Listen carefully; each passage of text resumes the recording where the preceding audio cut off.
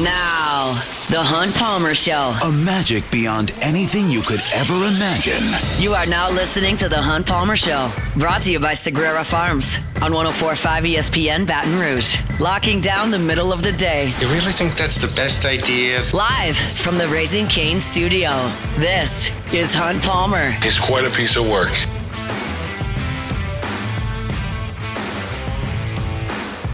Welcome in! Hunt Palmer coming to you from the Raising Cane studio downtown in the capital city on this Thursday, working towards the weekend. Brought to you by Sagrera Farms Premium Angus Beef. Jordan Kitchens, Cassie Spazzali back there on the ones and twos. Fired up you are here with us.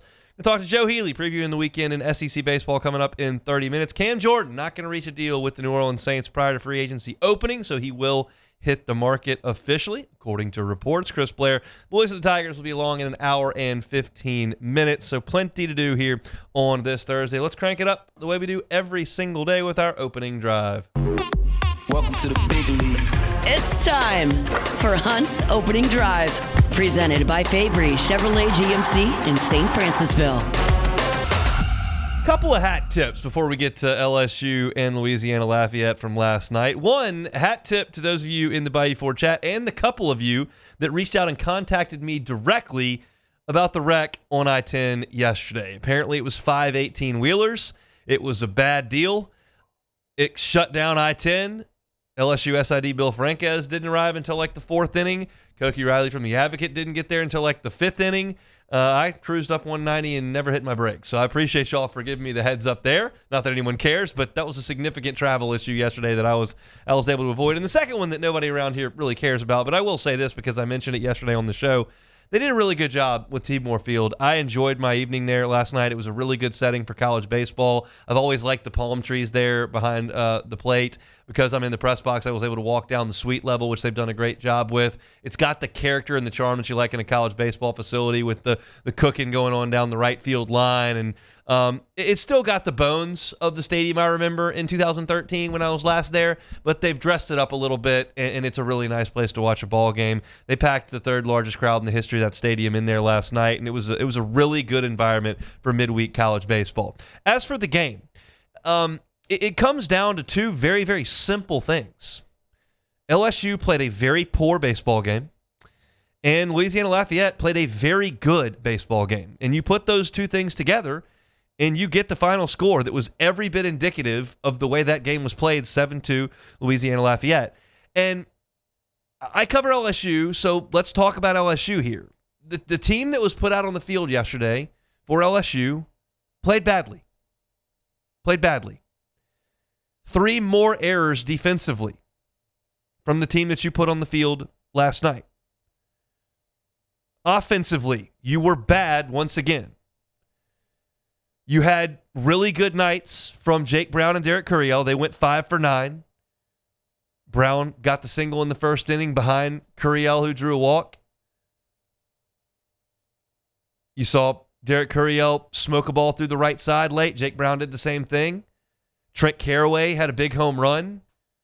And I thought Stephen Milam, with nothing to show for it, ripped the ball twice. One for a double play, and then ninth inning hit a line drive the first baseman caught.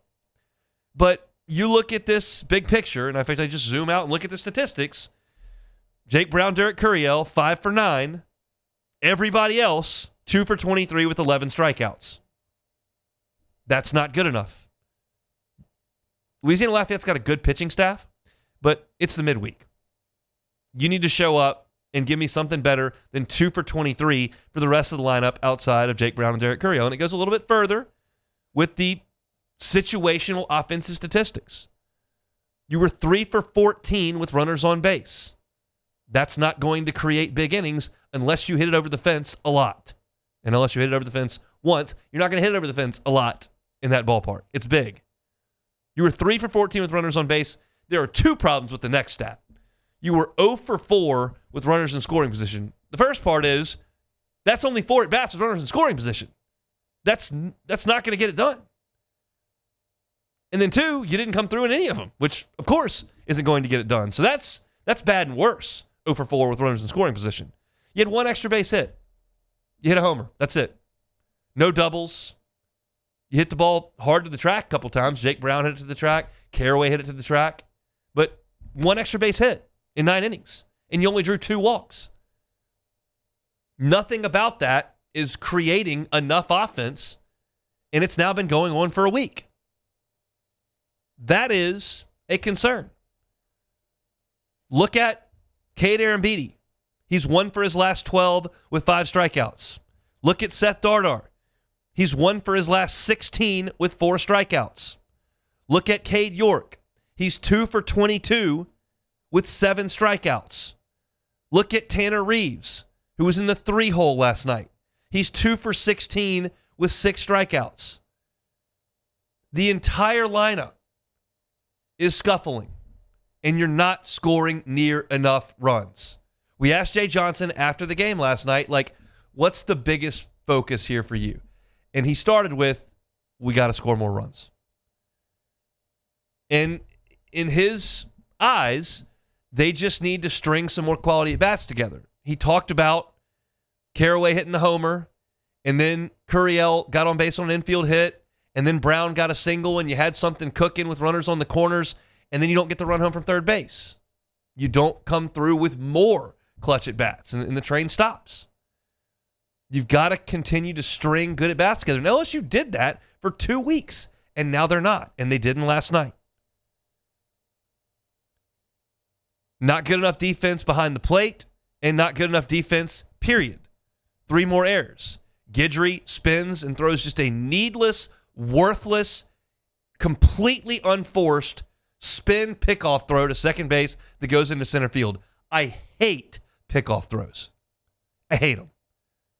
I understand the point is more so to keep guys close than to get outs, but in college baseball, and certainly in high school baseball, they lead to errors and free bases far more than they lead to outs or even holding guys close. You've got to do it some, but LSU stinks at it. Guidry threw it away last night. Cooper Williams threw it away last weekend on throwing to first. He's left-handed, threw it away going to first. Connor Benj picked up a bunt yesterday, winged it into right field.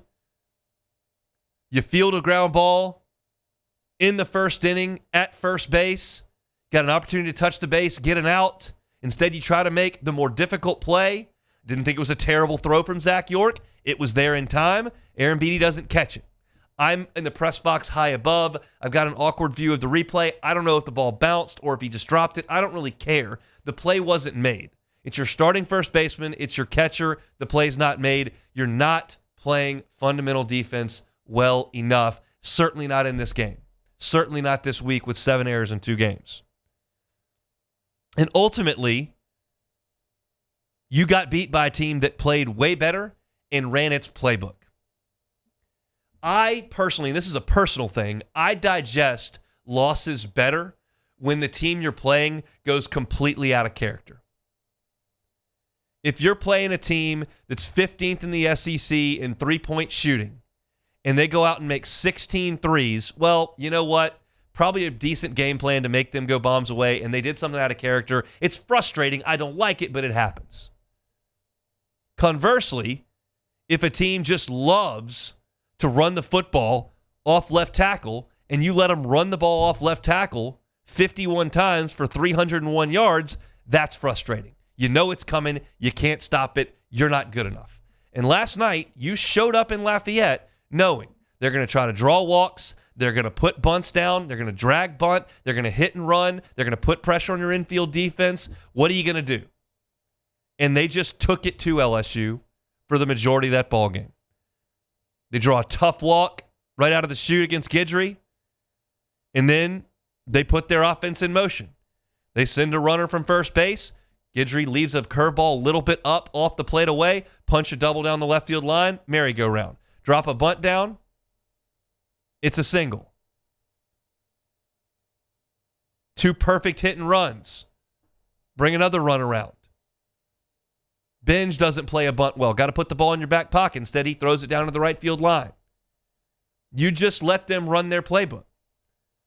And I'll tell you this, and Jay Johnson mentioned this after. I was thinking this last night in the press box. Jay Johnson mentioned this.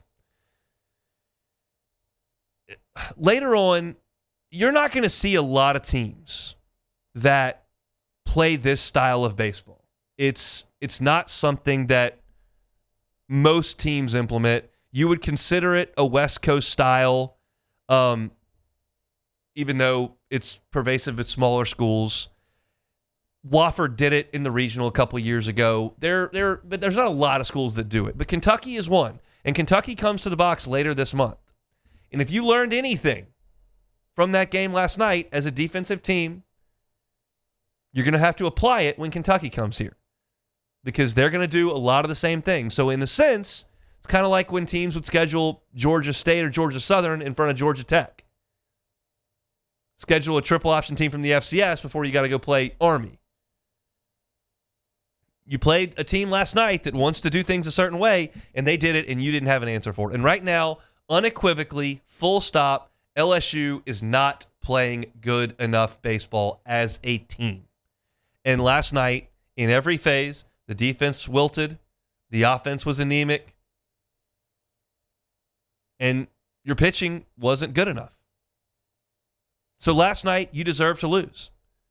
And against Northeastern, you deserve to lose. You probably deserve to get run ruled.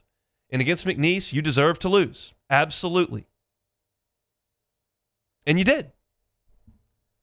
So that's where LSU is right now. We talked to Gavin Guidry for about 10 minutes last night. He said, we just got to keep fighting, just got to keep working. Jay Johnson was surprisingly upbeat last night when we talked to him. We'll hear some sound from him in the second hour. I think that's something I want to, after this monologue, put back to the second hour, and we'll talk about it. But this team right now that's fighting it a little bit. And I told you yesterday that they need to get off to a good start, and I think that's probably why they started Gavin Guidry, to get you off to a good start. And Gavin walked a second hole hitter and then made a throwing error that was unforced. He wasn't bad, but he didn't get you off to the best start, and you give up a 3 spot. And then you start the first 3 innings with no runs, and all of a sudden you're in a hole again, and so here we go again. And that's the rut that LSU's trying to get out of. And they haven't yet. They haven't gotten out of the rut yet. That's the snapshot of the way this team has played in these losses and what happened last night at Teague Moore Field. I think there's a bigger picture discussion that needs to be had about this baseball team. I will do that when we come back. The Hunt Palmer Show. Marucci, go take a tour of Marucci. That's what they want you to do. It's a gem here in Baton Rouge. It's one of the coolest things we've got to offer in the capital city, in my opinion. There's a lot of cool things here, but Marucci is certainly one of them because they're the official bat of Major League Baseball. You would think that'd be at Louisville Slugger or somebody in Cooperstown, maybe somebody in a huge market that's got this thing cornered and is shipping bats all over the world. Nope, right here on Seguin, Marucci. They're the ones who are supplying a lot of Major League Baseball with the official bat of the league. And you can go tour where they make $1,200 a day. Bring your youth baseball team. Bring your youth softball team. Bring your class. Bring your family, your kids. You go check it out. Step into the heart of game over at Marucci. Go to maruccisports.com/campus-tour and get your tickets for a tour. Every ticket comes with a 20% discount in the Campus Tour store and in the Hitters Out. 20%. That's no joke. It's Marucci, the official home of the bat of Major League Baseball. Go check them out online, maruccisports.com.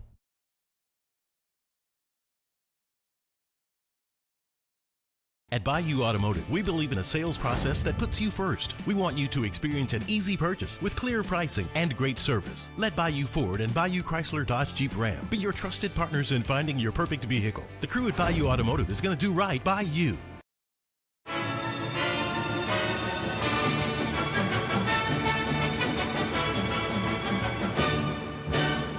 The Cane's Box Combo, a symphony of flavors. Raising Cane's Chicken Fingers. One love. Lockmeyer Sean Fagan and Associates has won for our clients over $175 million over the decades, but our greatest success is our clients who have chosen and trusted us to help them. Whether you hire us at all, give us a call. You've got nothing to lose. Hi, I'm Sean Fagan. If you get injured, you could be staring at medical bills, repair costs, and lost income. Life can be turned upside down. At Lockmeyer Sean Fagan and Associates, we'll work to turn your world right side up. Hire us, and like thousands of our clients, you'll be glad you did.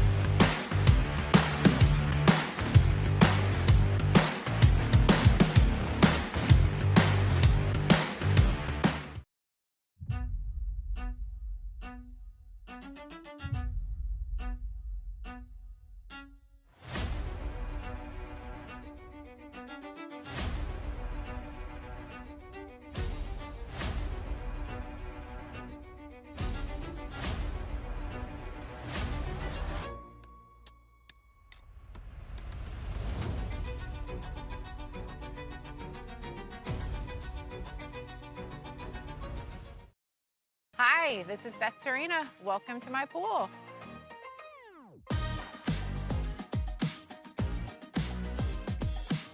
The first time I saw this beautiful pool, it exceeded every expectation that I had. They were able to get everything we wanted in this pool. It is a beautiful pool. We live out here, we eat out here, we watch TV out here. This is like our living room outside. We love this pool and everything about it. When we decided to build our pool, we called a great friend who is one of the best pool builders in the country in North Louisiana, and we said, who would you choose to build a pool in Baton Rouge? And without a hesitation, he told us Russell Pools. He said their history, tradition of great builds, great pools was unmatched. So of course, who did we call? Russell Pools. The advice I would give to anyone looking to build a pool is first call Russell Pools. They'll do an incredible job. It'll be incredibly organized. It'll be time. You're listening to The Hunt Palmer Show, brought to you by Sagrera Farms.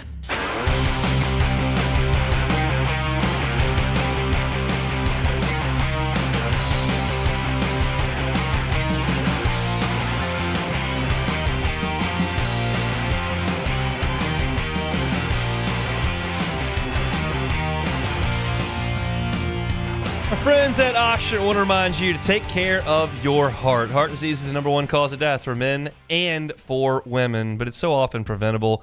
You can stay active with regular exercise, eat a balanced diet that's rich in fruits, vegetable, grains, manage your stress, and try to get some sleep. Avoid smoking, limit your alcohol intake. Your primary care provider is your partner in prevention. They help monitor your blood pressure, cholesterol, and overall heart health. Early detection and guidance can keep you on track for a healthy heart. So make sure and make your health a priority. Schedule your primary care appointment at ochsner.org/brprimary. If it's not something you've done, please reach out to folks over at Ochsner and get that done. You can check in with your doctors and make sure you're on track for a healthy 2026. Check them out online at ochsner.org. All right, so this is a bigger picture deal here because I this is something I understand and I appreciate. I love it that LSU fans get worked up when the team doesn't play well. I love that. It's the same reason people get really upset you've lost to Northeastern and lost to UL Lafayette, and the same people are the ones that are locked in and that travel to Omaha and that make this the most passionate college baseball fan base in the country. And so I welcome that level of commitment to a Wednesday night loss in early March.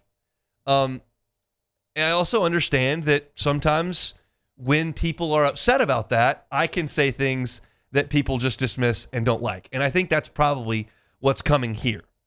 But I'm going to lay it out there because I think this is a big picture conversation that we need to have.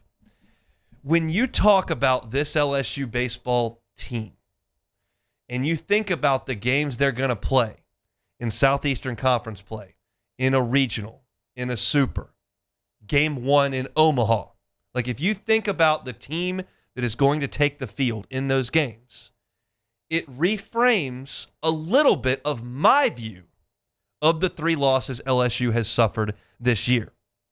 I got a Twitter response last night talking about LSU. I just sent a random tweet during the game, and somebody said, this team does nothing well. I said, wait a second.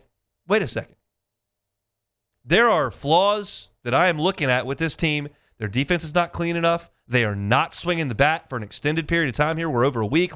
There are flaws. There are things they're not doing well. Don't tell me they don't do anything well. Don't tell me they don't do anything well. Because when they play on the weekend and Case and Evans starts, they're 3-0. When they play on the weekend and Cooper Moore starts, they're 3-0. When they play on the weekend and William Schmidt starts, they're 3-0. When they play on the weekend with a team that you're talking about taking the field in the Southeastern Conference, Friday, Saturday, Sunday of next week in Nashville, Thursday, Friday, Saturday the next week at home against Oklahoma, when they play Tennessee, when they play Kentucky, when they play Texas A&M, that team is going to have Case and Evans, and it's going to have Cooper Moore, and it's going to have William Schmidt, and it's going to have Devin Sheeran, it's going to have Gavin Guidry. And that team, when they go out on the weekends against inferior competition, yes, they're 3-0 every weekend, 9-0 total. They have not lost with that team that I believe is the most representative team. Now, the offense has got to get better, no question. I rattled off the stats in the last segment of Aaron Beatty 1 for 12, Dardar 1 for 16, York 2 for 22, Reeves 2 for 16. got to get better. No doubt. You are not scoring nearly enough runs. That is representative of the team you're going to put out there. And you played with fire last week against Dartmouth and Northeastern for 3 days and won those 3 games because your starting pitchers in your bullpen were lights out. But that's against an inferior team. You can't just rely on that when you go play a really good SEC team. But the pitching, the starting pitching right now is the strength. And I can think of nothing on a college baseball team I would rather be the strength than starting pitching. I think that Kason Evans has got to be better than he's been. I think that Cooper Moore looks really good, and I'm hopeful William Schmidt is emerging as a star. But right now, your losses are coming in games where you threw 10 pitchers against McNeese, where you threw 8 pitchers against Northeastern, where you threw 8 pitchers against ULL, and Kason Evans, William Schmidt, Devin Sheeran, and Cooper Moore were in tennis shoes in the dugout. So I'm not panicking here because you do have a strength right now that I'm not going to dismiss at all. And now let's talk about the defense as well, because it looks awful, and if you look at the statistics, it looks awful. And you made 4 errors and lost on Monday, and you made 3 errors last night and lost, and that looks awful. And it is. I don't like watching them throw the ball over the yard either. I think it's ridiculous, and I know that it looks even worse considering the fact that last year you were just electric on the defensive side of the ball, just an absolute vacuum all over the field. But I'm going to talk more in depth about this defense right now. Let's talk about some of these errors. On Monday, Cooper Williams, a left-handed pitcher, threw a pickoff throw down the line. To me, is that indicative of bad team defense? Probably not. Last night, Gavin Guidry turned around and threw a pickoff throw into center field. Gavin Guidry's going to play a lot, but I don't care about the pickoff throw. I care about catching the baseball on the ground, catching the baseball in the air, being clean fundamentally with your position players. Last night, Connor Benj, who is probably not going to pitch in any SEC games this year at the rate he's going, picked up a bunt and threw it down into the bullpen. It was 8 feet wide of first base. I don't really care. Connor Benj is like 9th on the list of pitchers that are going to go into a game. So I'm not concerned with the pitchers winging the ball all over the place unless it's your starter who's doing it twice a weekend. That, to me, is not indicative of some massive problem on defense. Okay, what else are you doing wrong on defense? Well, John Pearson was playing first base on Monday. I would venture a guess that John Pearson will not start at first base in any of the 30 SEC games. Therefore, I don't care about that. I don't care about those errors. That was an experiment that Jay Johnson had. He wanted to get Zach York a day of rest to get off his feet because he wasn't swinging the bat well. He put John Pearson out there. John Pearson doesn't play a lot of first base. He made 2 really bad plays. Okay, I don't care about that. To this point, if you look at LSU's defense, Stephen Milam has been elite. Start to finish, he will be. He's probably the best defensive shortstop in the country. In center field, Curiel is awesome. When Stanfield comes back, and I believe he will, he'll be really good in left. Jake Brown has made 2 throwing errors. One was really foolish. One was really inaccurate. That's not great, but I'm not concerned with Jake Brown's defense in right field costing you a bunch of games. And Trent Caraway has been just fine at third base. He's been just fine. He made a foolish decision on a throwing error on the first weekend, and he's been just fine. I don't think you're very good at second base on defense, and Cade Arambidi has to play better. No question. Defensively, he's got to be better. So it's second base, catcher, and to an extent, first base with York. He's not going to be a plus defender. There are concerns there. I don't care about Connor Benj throwing into the bullpen. I don't care about Gavin Guidry throwing a bad pickoff to second. I don't care about Cooper Williams, a left-hander, throwing a bad pickoff to first. Those are errors that I just am not going to concern myself with cropping back up. If your shortstop can't catch a ground ball, you got a problem. If your third baseman can't catch a ground ball, you got a problem. Tanner Reeves got benched because of that last year. If you got slow outfielders, that's a problem. LSU is going to have some strengths on defense in the outfield and at shortstop. They've got to be steady and solid at the other places. At third, you are. At second, you need to be. At first, you need to be. And at catcher, you've got to get better. Second and catcher are my 2 bugaboos at this point. So the team defense, if you just want to talk about errors, yes, the numbers are too high. But again, like one of your errors on Monday was Jack Ruckert. Jack Ruckert doesn't start. Now, if you want to make the claim that he's supposed to be your late inning second baseman replacement and he needs to make that play, we'll have that discussion, yes. But he doesn't start. So if you're talking about 3 of your errors on Monday of the 4 being Cooper Williams' pickoff throw, John Pearson at first, who's not going to play, and a backup second baseman, sorry, I'm not going to lose my mind over that. The other one was Jake Brown making a throwing error. So, yes, in terms of winning the baseball game last night, your defense stunk.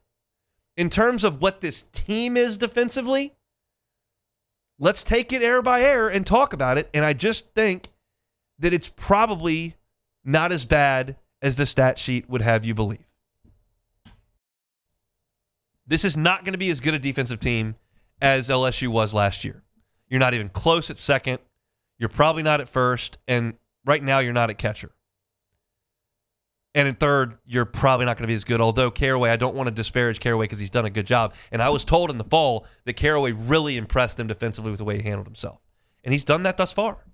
Made a bad throwing error. You're going to have some errors in college baseball, but you can't do it to the level LSU is. So I would say about this defense, not that they're an atrocious defensive team, not that they'll be a disaster all year, that some of the ancillary pieces here, replacement first baseman, replacement second baseman, relief pitchers, are making misplays that you've got to clean up to win individual baseball games. I would like Aaron Beatty to block some more pitches. I would like him to catch the ball from York yesterday. I need Dardar to not make 2 errors in one game last Friday. I need Jake Brown to stop throwing the ball all over the place.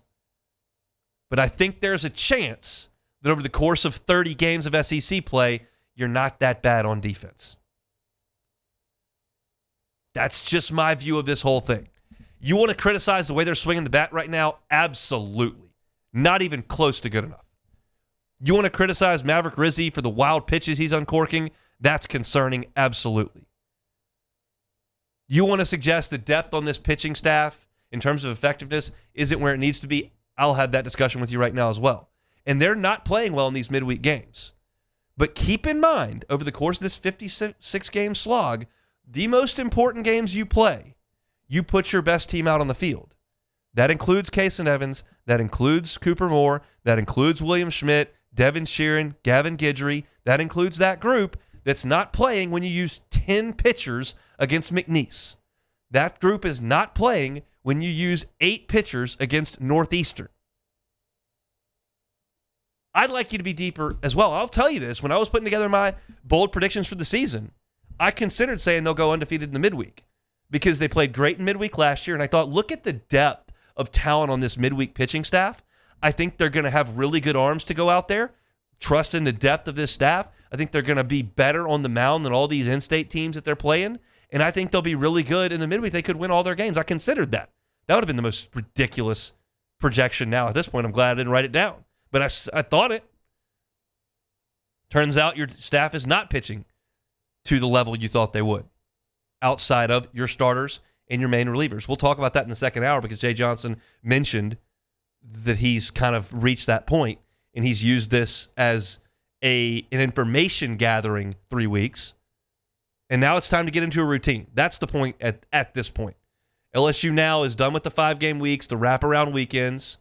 You're going to go play Sacramento State Friday, Saturday, Sunday, and then you'll play a midweek game on Tuesday. Then you go to Nashville on Thursday, and you play Friday, Saturday, Sunday. Unfortunately, because for this segment, like the second week is a Thursday, Friday, Saturday against Oklahoma. But after that, you've got 6 straight. 6 straight Friday, Saturday, Sundays with 1 midweek game. So you're not taxing your pitching staff. You're not playing more of the games than you usually do. You're going to get into a cadence, and it's time to push off the dock. They need to play well this weekend, get back on track, go to Nashville, and win a couple baseball games. And guess what? When they do, they'll have those 3 weekend starters out there that are throwing the ball pretty damn good. I've got the stats up at LouisianaSports.net right now, but just to highlight it because I forgot to read the stats, those 3 guys are pitching to an ERA under 3. They've got 73 strikeouts and 13 walks and 49 and a third. They've been just fine. And those are the guys that are going to be the backbone of this team, and I can't think of a better backbone to have. You didn't have that backbone last night, and the team played pathetically against a team that played really well. It's not fun to swallow, but Friday, Evans will get the ball, see what you can do. All right, let's talk to Joe Healy about the weekend to come in SEC baseball. That's next. The Hunt Palmer Show. Swing Easy Golf Club in Baton Rouge. SwingEasyGCBR.com. SwingEasyGCBR.com. Weekend's coming. Might be a little damp. Might be a little bit damp. Looks like there's some showers coming in. Might be tough to get on the golf course. Not if you're going to Swing Easy. Fire up the simulator. It's a lot of fun. Go by yourself. Work on your game. You can hit the driving range function where you can see your ball trajectory. You can see your carry distance, how far you're hitting it. You can hit drivers in there. You can hit wedges. You can see where your club face is impacting the ball. They got a great slow motion replay system. The technology is really, really accurate. You can go do that or bring some buddies. Go out to Swing Easy. Fire up some cold beers in that ice chest. Put the TV on. Watch some hoops. And play golf. Play Pebble Beach. You can card a score. Play 18 with 4 friends. Won't take you 5.5 hours. You don't have to worry about the rain. It's a great alternative going to play out there. It's a ton of fun. Swing Easy Golf Club on Segan at Perkins. Online at swingeasygcbr.com. At Bayou Automotive, we believe in a sales process that puts you first. We want you to experience an easy purchase with clear pricing and great service. Let Bayou Ford and Bayou Chrysler Dodge Jeep Ram be your trusted partners in finding your perfect vehicle. The crew at Bayou Automotive is going to do right by you. These ice cubes could have been a thankless bed for an all-you-can-eat salad bar. But instead, they cradle and cool the crisp, refreshing Dos Equis. Nicely done, ice cubes. Transform your living space with Lacoste & Young Remodeling and take your home from outdated to outstanding. Redefine your kitchen for the ultimate culinary experience or elevate your daily routine with a spa-worthy bathroom retreat. Our skilled team brings 3D modeling to life to ensure your vision becomes a reality. We believe luxury should be accessible and offer tailored solutions to fit your budget without compromising quality. So contact us today for a free estimate. Lacoste & Young Remodeling, providing perfect solutions for your dream home. I'm Lawyer Locke Meredith. We are honored and humbled to receive from our clients in Google, based on 5-star client reviews, the designation of our law firm is highly recommended. Whether you hire us at all, please give us a call, 272-5555. You have nothing to lose. Hi, I'm Mitchell Meredith. Injuries happen when you least expect them to, making your life more complicated. At Locke Meredith, Sean Fagan and Associates, we know this and we strive to help each of our clients during these times. Whether you hire us at all, give us a call at 272-5555. If your office is experiencing performance issues like slow networks, jammed printers, or disappearing files, Advanced Office Systems may be right for you. With powerful IT solutions, print management, document imaging, and security systems, they help offices regain confidence naturally. Side effects may include uncontrollable efficiency, smoother workflows, and a sudden burst of office joy. Say goodbye to those emotional breakdowns in the supply closet and get back on track with Advanced Office Systems. We typically think of stress as being bad for us. At Our Lady of the Lake and LSU, we are researching how certain types of stress, such as exercise, can be good for our immune health. By studying people under extreme stress, such as athletes, astronauts, service members, and first responders, we're learning how to improve the immune health of everyone. That's the power of research. That's the impact of champions. Together, we roar. When it comes to industrial construction, River Parish Contractors can do it all. Mechanical, structural, custom fabrication, specialized welding, and turnaround services. Strategically located in between Baton Rouge and New Orleans, we have the local team with the experience and commitment to safety to manage the most complex industrial projects. Period. Here's the deal. Partnering with us means your project is delivered on time, on budget, and most important. You're listening to The Hunt Palmer Show, brought to you by Sagrera Farms.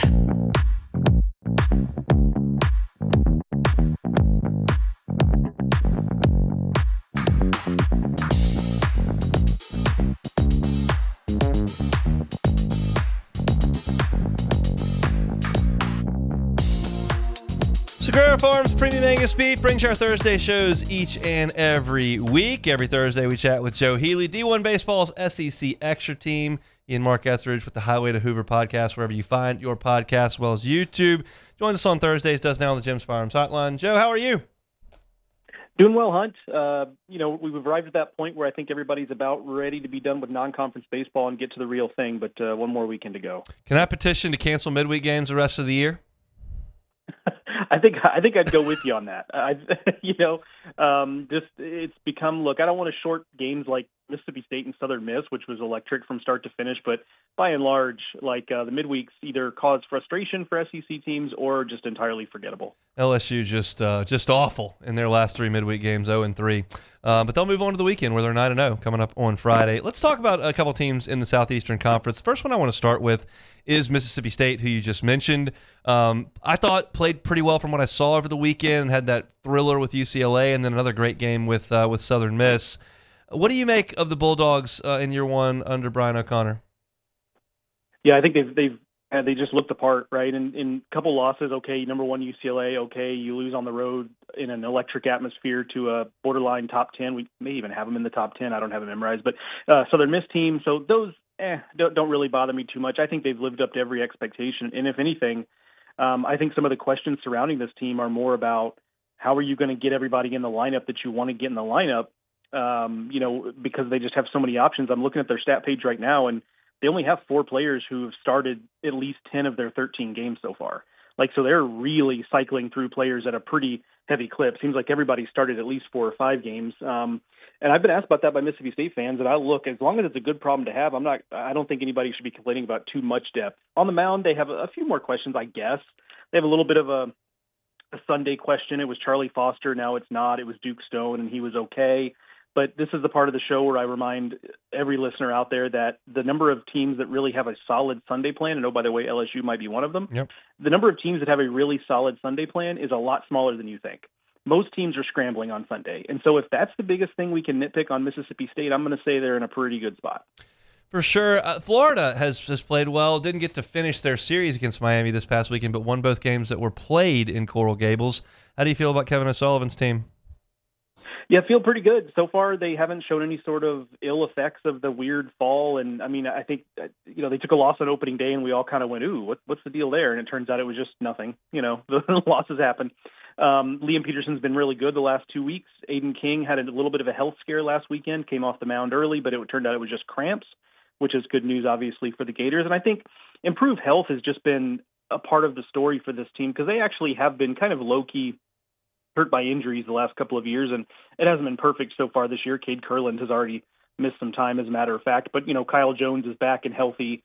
They have the depth because they have some of the injured guys back that they had been missing in previous seasons, and they've actually gotten some stuff from some freshmen that I didn't think were really going to play huge roles. Cash Strayer is a guy that I didn't really have on my bingo card as being a key piece for the Gators this year, but he's third on the team in hitting, has a couple home runs.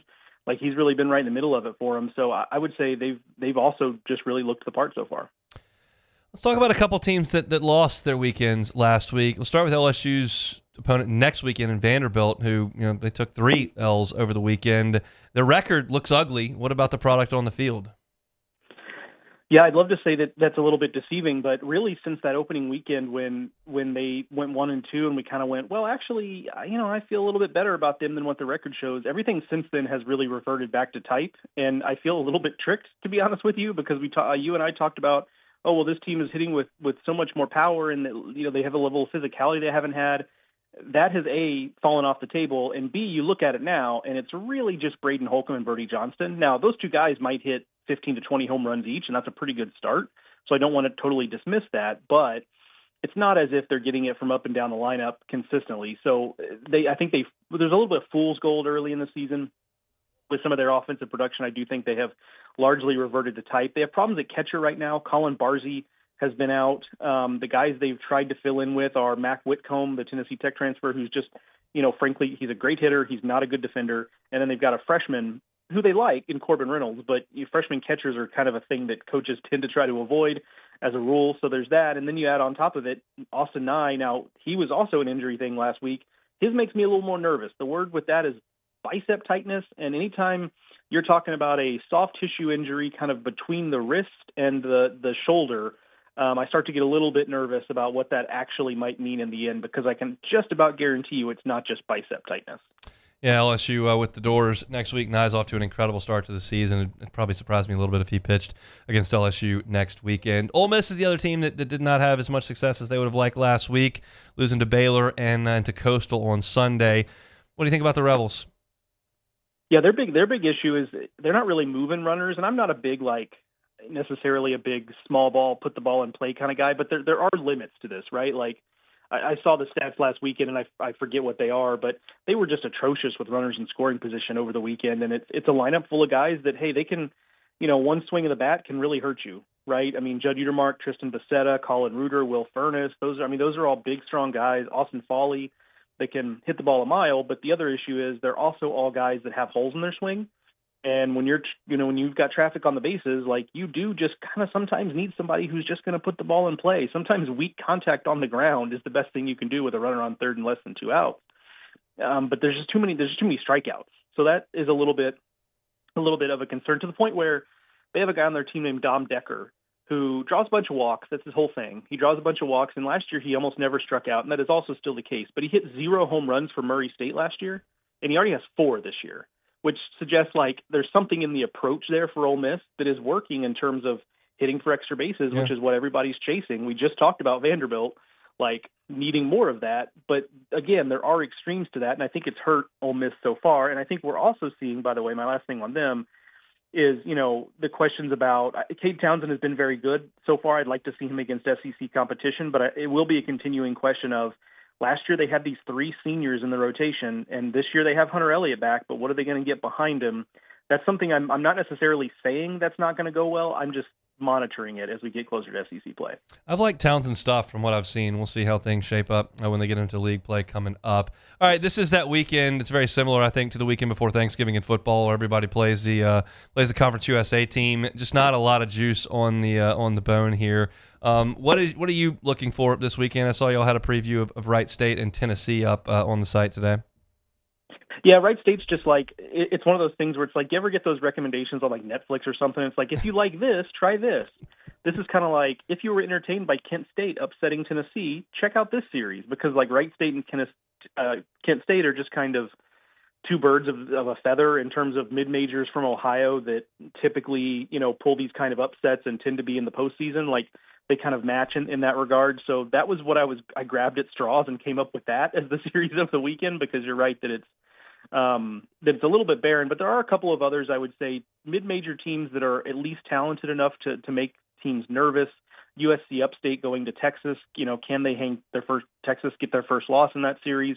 I think that's somewhat on the table. USC Upstate is talented. High Point is also talented. They've got their Friday guy is a guy named Wade Walton, who a lot of people, frankly, thought would be pitching at Florida this year. He's a kid from Florida that High Point got to campus, even though he was a draft prospect. Some folks thought he would transfer after his freshman year, but he stuck it out at High Point. I'm not saying he's going to outpitch Liam Peterson, but he's good enough to at least make that game a little bit interesting on Friday. So I think that kind of stuff is what we're going to have to cling to this weekend, because I'm not convinced that any of these series are going to be overly compelling. I would be negligent not to ask your thoughts on LSU. They're 9-0 on the weekends. They're 2-3 in the midweek and have lost 3 in a row in pretty ugly fashion. Any concerns with the Tigers? Not really. Now let's get to the nitpick part of the show. I do think they're still figuring out what they want midweeks to be, and I think you can take solace in the fact that some of the guys that pitched the last 2 games in which they've lost are probably not going to be guys. Some of them are probably not going to be guys that are getting a ton of innings on the business end of the season. So I think there's that. And I would even the defensive piece is probably what concerns me most, the 7 errors in the last 2 games. But then even then I don't know what to do with it, because 3 of the 7 are by pitchers. Yep. And that's not that they don't count, but it's just okay, pitchers are always going to be kind of a 50-50 deal on whether they field their position. So I just don't think there's any way to teach that out of the game necessarily. So I largely say no. I'm not overly worried here. And as a matter of fact, I think there's probably part of Jay Johnson, as much as he wants to go 56-0 and then go on to win a national title, there's probably part of him and his coaching staff that says, look, this is not the worst thing in the world. This gives us an opportunity to show our team that, hey, we're not just going to walk out on the field with LSU on our chest and win games because it says LSU. We actually have to do the things to win the games. So this might be one of those situations where other SEC teams are having a laugh right now at LSU losing midweek games, and then might actually end up regretting that just because it may have poked the bear a little bit. The fan base is definitely poked a little bit. They're not thrilled with the way things have gone in the last week, but we'll see if they can cleanse that palate this weekend with Sacramento State. Team of D1 Baseball will be all over at Highway to Hoover podcast. He's Joe Healy's with us on Thursdays. Thanks, Joe. All right, Hunt. See you, buddy. Mind you, our Thursday show is brought to you by Sagrera Farms Premium Angus Beef. Text Sean, call Sean, 225-719-1723. It's 225-719-1723. Say, hey, Sean, I want to buy some beef a little different way. I know that the prices have skyrocketed wherever I'm buying my beef. Quality's not very good. I'm not sure how many DNA are in the pound of ground beef that I'm picking up. Not sure about steroids or inappropriate antibiotic use. Like, I'm just not happy with this. Doesn't taste good. Let's do something different. Go to Sagrera Farms, get prime Angus beef, ground beef, ribeyes, fillets, flanks, chuck roasts, picanhas. I'm learning about different cuts of beef that I've never heard of because of my guy Sean Sagrera, and it's all prime and it's all fantastic, and you can fill your freezer with a ton of it thanks to the folks at Sagrera Farms. 225-719-1723 is that number. The marbling, the flavor. I made a ribeye 2 weeks ago, a reverse seared it, started it in the oven, put it in the cast iron. It was the best steak I've ever made at home. Melissa's wild about the burgers that are fantastic. Go to Sagrera Farms, fill your freezer with some delicious Angus beef. Sagrera Farms to bring our Thursday shows each and every week. We come back. An announcement today on report, I guess I should say, on the future of Cam Jordan. We'll talk about it next.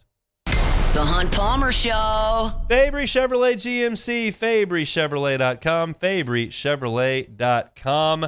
I was telling y'all February, get in there before these deals on trucks are gone. Get in there in February. Well, now you're looking at me going, well, it's March. So what now? Good news. Same deals as February. You're looking for a truck, get that Chevy Silverado up to $11,000 off MSRP or 1.9% APR financing. If you're looking for a GMC Sierra, up to $13,000 off MSRP, looking at 0.0 APR financing on that as well. If you're looking for a truck, head up Highway 61 in St. Francisville. Make that short drive for an awesome, awesome deal with great people at Fabry Chevrolet GMC. The entire inventory is online at FabryChevrolet.com, FabryChevrolet.com. At Auctioner, we know healing is a team sport. That's why we've partnered with world-renowned orthopedic surgeon Dr. James Andrews to create the Auctioner Andrews Orthopedics and Sports Medicine Institute. Whether you're a professional athlete or a weekend warrior, our team of specialists are dedicated to getting you back in the game. So whatever your reasons are for reaching your personal best, we've only got one. You. Auctioner Andrews Institute. Long live you.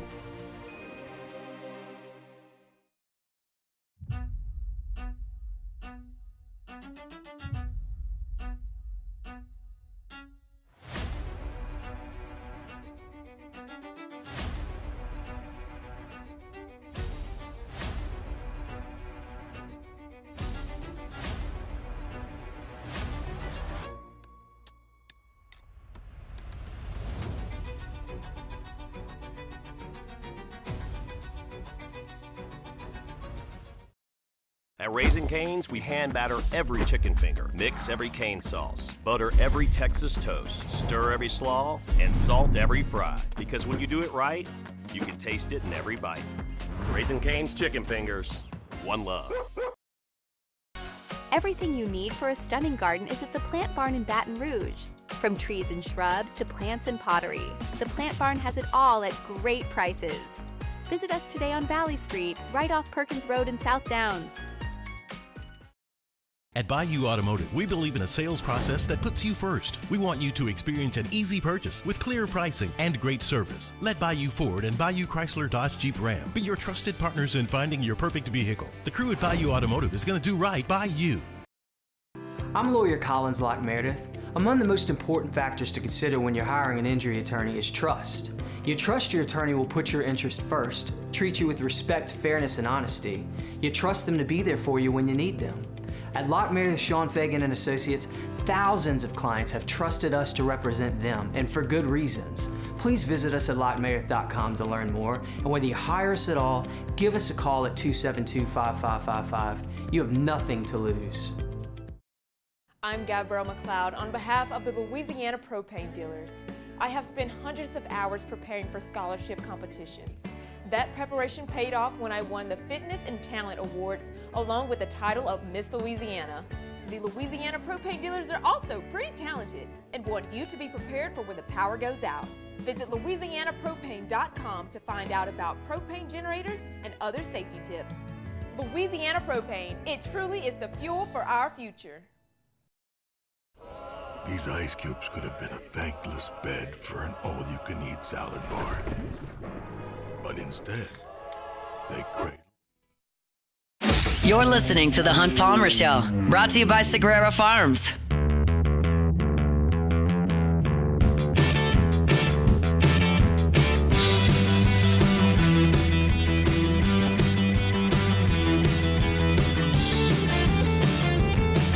I tell y'all this story all the time, but back in 2023, I was about to plop down on the couch and watch Paul Skeens pitch in the College World Series opener. One of those summer storms blow through, and I lost power. Ended up at my wife's friend's in-laws' house watching the game. That's not where you want to be watching the game. It's just not.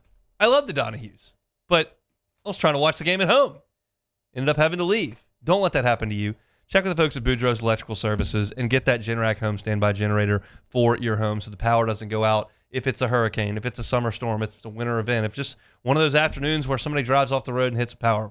Just don't give yourself the inconvenience. Give yourself the peace of mind that comes with a Generac generator from the folks over at Boudreaux's Electrical Services. You can call them at 985-397-1562, 985-397-1562, or in the Gonzales location, 225-393-89. The easy way is to go to boudreauxelectrical.com. You can do that. Neil and Melissa have been rocking and rolling for 40 years. Go with the local option for a Generac home standby generator. Go with Boudreaux's Electrical. Report coming out from Adam Schefter today. Cam Jordan is not going to reach a deal with the New Orleans Saints prior to the deadline, so Cam Jordan will officially be a free agent. Now, that doesn't mean, obviously, that Cam Jordan is not going to return to New Orleans. It just means that he's going to hit free agency for the first time in his career. That's a wild run for a defensive end. Yeah, you don't let your quarterback get to free agency, right? That doesn't happen.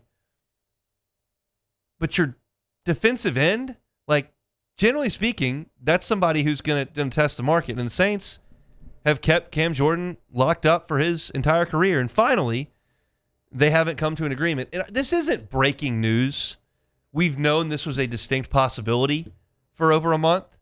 But you always knew there was a possibility because of the relationship that Cam has with the organization and the attachment he has to the city. And really what we've heard from all the beat writers that we talked to, whether it's Luke Johnson or Sharif Ishak, we've had discussions about this with Sean Fazan. You heard from Nick Underhill in the morning show, like Jeff Duncan's come on as well. Like, everybody kind of gets a sense that they think Cam will come back. But it's just when you read it on Twitter, and it really sets in that a guy who has played 15 years with the organization as a first-round pick and has kind of been the heartbeat of that defense along with DeMario Davis and some others over the decade plus.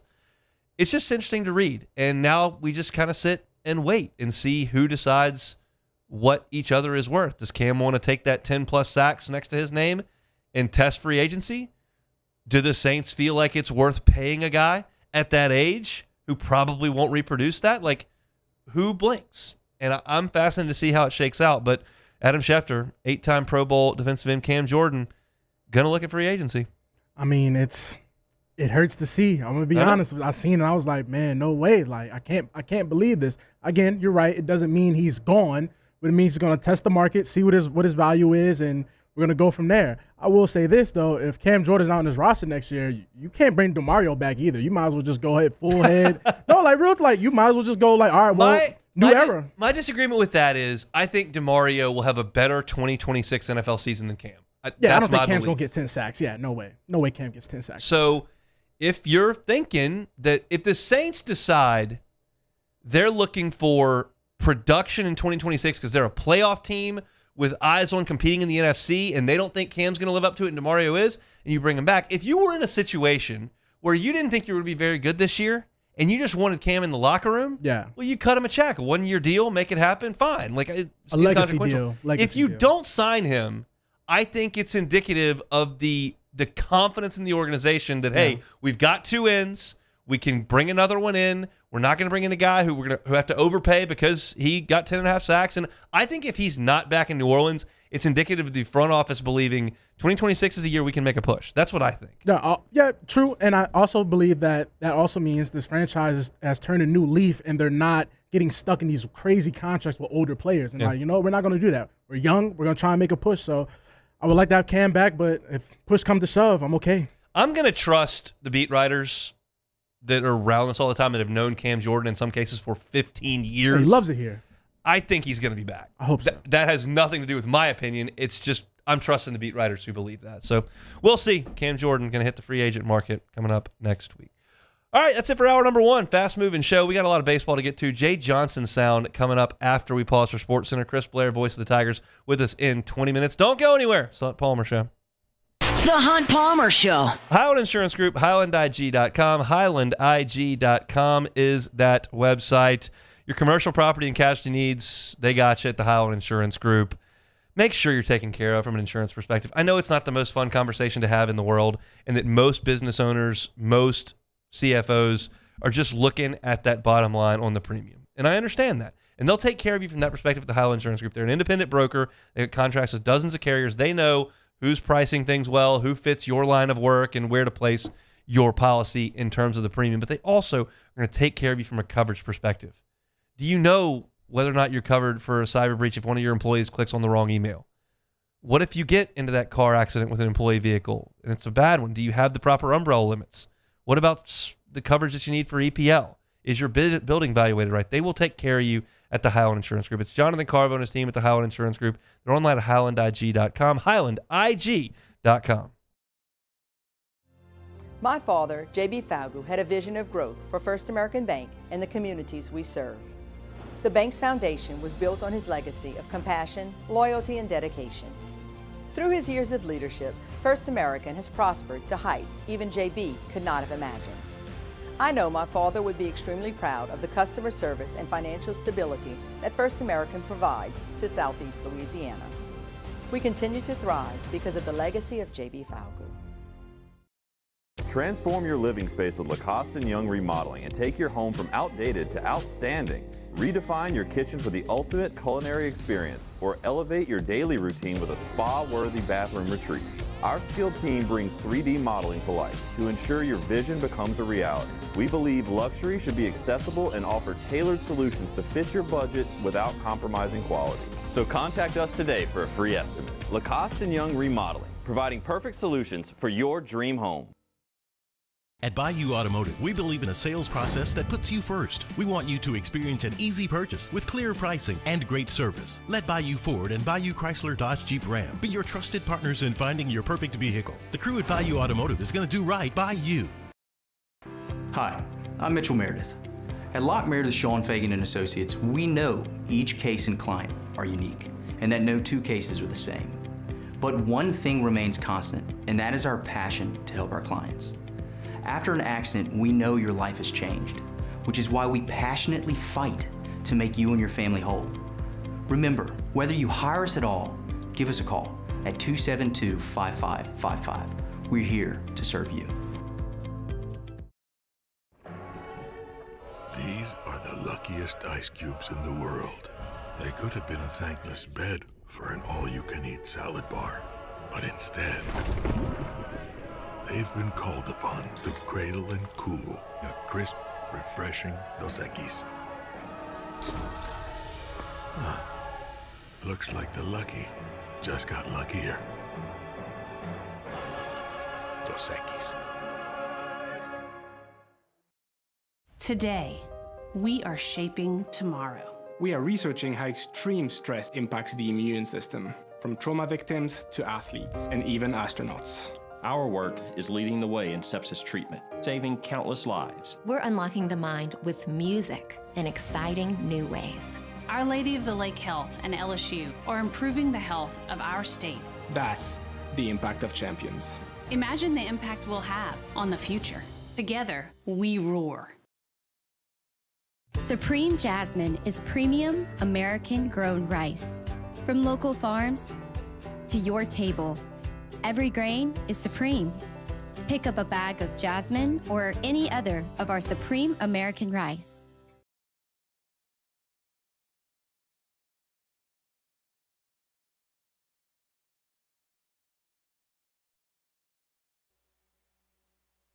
This is SportsCenter.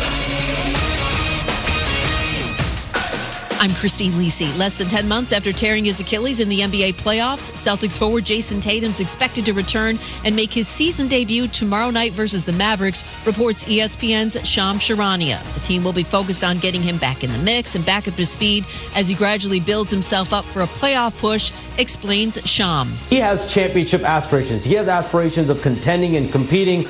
You think about him and Jaylen Brown. They are as successful as a young duo as we've seen in this NBA. They've been to 5 conference finals, 2 NBA finals, 1 championship together. Boston's currently second in the East. A major offseason need addressed by the Bills. They've agreed to a trade with the Bears to acquire receiver DJ Moore for a second-round pick in next month's NFL draft. Moore, a new top target for QB Josh Allen. Defensive end Cam Jordan won't reach a new deal with the Saints ahead of free agency, so he will test the market. The Texans and offensive tackle Trent Brown agreed to a 1-year extension. The agreement comes just days after Houston parted ways with not 1, but 2 offensive linemen via trades. Hey, it's Evan Cohen coming up Friday. Earlier in the week, I said if I were the Raiders, I would never consider trading away the number 1 pick. I'll tell you why. I might have changed my mind. It's on Sportsmanlike, 6 a.m. Eastern, right here on ESPN Radio, ESPN2, and ESPNU.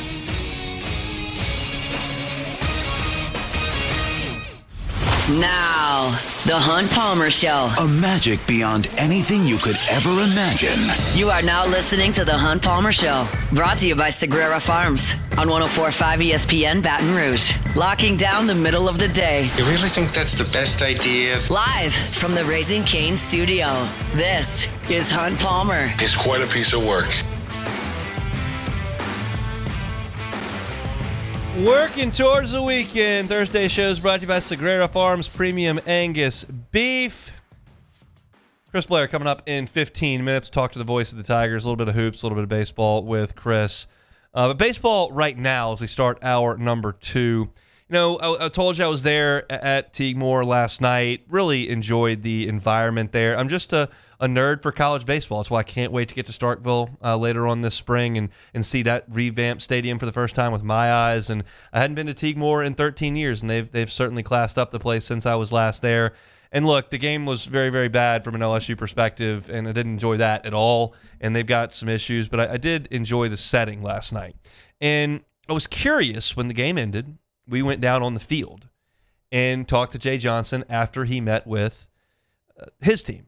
And I was curious what his demeanor would be, because baseball coaches have to deal with losses. I always thought that Pulmonary, it always struck me how much he hated losses, how different his demeanor was after a loss with us than it was after a win. But the thing is, like, football coaches, if you're really good, you don't lose very much. Like, what does Kirby Smart lose? Twice a year, once a year, maybe none times in a year? None times. It's not very often. Baseball coaches, like, you have a remarkably good season, you're losing 12 times. If you're the number 2 national seed, you lose 12 times. You're a top 8 if you lose 15 times. And so they're programmed to lose some games, but I was curious when they play so poorly and you throw it around the yard and your offense is still anemic and this has been going on for a week, like, what would Jay's demeanor be like? Because I haven't been in a post-game press conference with him since Sunday? Yeah, since Sunday. And so he came to us, and I was at the end of the press conference. It was a gathering. It was on the field, not necessarily in a room, but I was like, he seems really okay, which to me did not indicate complacence. It indicated how he really feels about this team. Let's get to some of the sound from Jay Johnson. He talked about having confidence in the starters coming up this weekend and in what he will now use as his bullpen. I mentioned this at the top of the show, but this is what led me to that discussion, is because Jay said this last night after the game. What I do like is I like the guys that are going to pitch the next 3 games. I know the 4 guys I'm going to go to now at this point in time. A little bit of an old skip, style of you have 8. Doesn't mean we don't only have 7 or 8, but I know where we're headed, and I feel really good about that piece of it. I would tend to agree with that to an extent. I talked about it at the top of the show, but Kason Evans, Cooper Moore, and William Schmidt have pitched to a 2.91 ERA with 73 strikeouts and 13 walks. That's representative of your team, and he should feel pretty good about that. The other piece of that is he said, I know what 4 guys I'm going to go to. Keep in mind, LSU threw 10 pitchers at McNeese, 8 pitchers at Northeastern, and 8 pitchers at ULL. He's saying right now, in a weekend, which is really representative of what your team's going to be moving forward now, Friday, Saturday, Sunday, then a Tuesday, Friday, Saturday, Sunday, then a Tuesday, Friday, Saturday, Sunday, you got to go to your top relievers. And very clearly, Gavin Guidry and Devin Sheeran are those top two guys. Devin Sheeran has thrown 6 1/3 innings. He's got 13 strikeouts and 2 walks. He hasn't given up a hit yet. Gavin Guidry's strikeout to walk ratio, even after last night, is 18-1. His batting average against is 128. Those two guys are absolutely in the 4, and I use air quotes that Jay Johnson said he would go to. Who are the others in this group of confidence that he has? Can I toss Jaden Newt's name into the hat? Jaden Newt came in when Maverick Rizzi ran out of gas on Sunday of last week, and he got the last out with a changeup. Then he came in last night. Yeah, you're losing 7-2. I got it. But he came in last night. He threw 11 straight strikes, threw a perfect 9th inning, got a strikeout. He's a veteran. He throws strikes. I think he could be in that mix. I still think Maverick Rizzi is in that mix as well. You look at the good with Rizzi. It's 8 1/3 innings on the year, 12 strikeouts. That's very good. And only 2 hits allowed. So if you look at that, 8 1/3 innings, 12 strikeouts, 2 hits. That's what you want. However, he's spraying it a little bit. He's walked 7 and thrown 4 wild pitches. Like last night, he seemed to be going along okay, and then he threw a ball behind a left-handed hitter for a wild pitch and a run. That's what you can't have. So I'm a little concerned at the size of Rizzi's misses, but when he's in the strike zone, like he was in the next inning, he struck out the side last night. He's still 6'9". He still throws 97. His slider's still pretty good. I think he's in that mix too. That's 4. That's Sheeran. That's Guidry. That's Newt. That's Rizzi. I would also toss 2 more names in that mix that maybe you can draw your own conclusions, and I think we'll see this weekend. That's Ethan Plog, who you saw last night and did a pretty good job.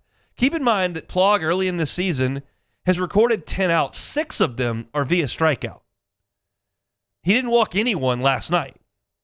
Now, he has walked people previously. He has failed to throw strikes previously, but he was great in the fall and in the preseason. And I talked to a source in the program around Christmas, and the vibes were really good around Plog. I thought it was like, this guy's going to be really difficult matchup for even right-handers, but definitely left-handers. So I think there's probably, I think that residue from the fall and the preseason is still there. And when you see an outing like last night that was pretty good, I think he's in the mix. And then Cooper Williams is lingering there. He was so good on opening day.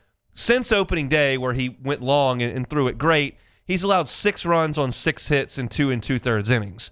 So that's not good. Now, only 3 of those runs are earned, but he just hasn't been as sharp as he's going to factor in. But this is the group I think you're shrinking it down to. There are other guys like Santiago Garcia that you'd love to see step forward. You've given Connor Benj some run. You've seen what Marcos Paz has, and he's still very, very young, obviously. Same with Zion Theophilus, very, very young. Same with Reagan Ricken, very, very young.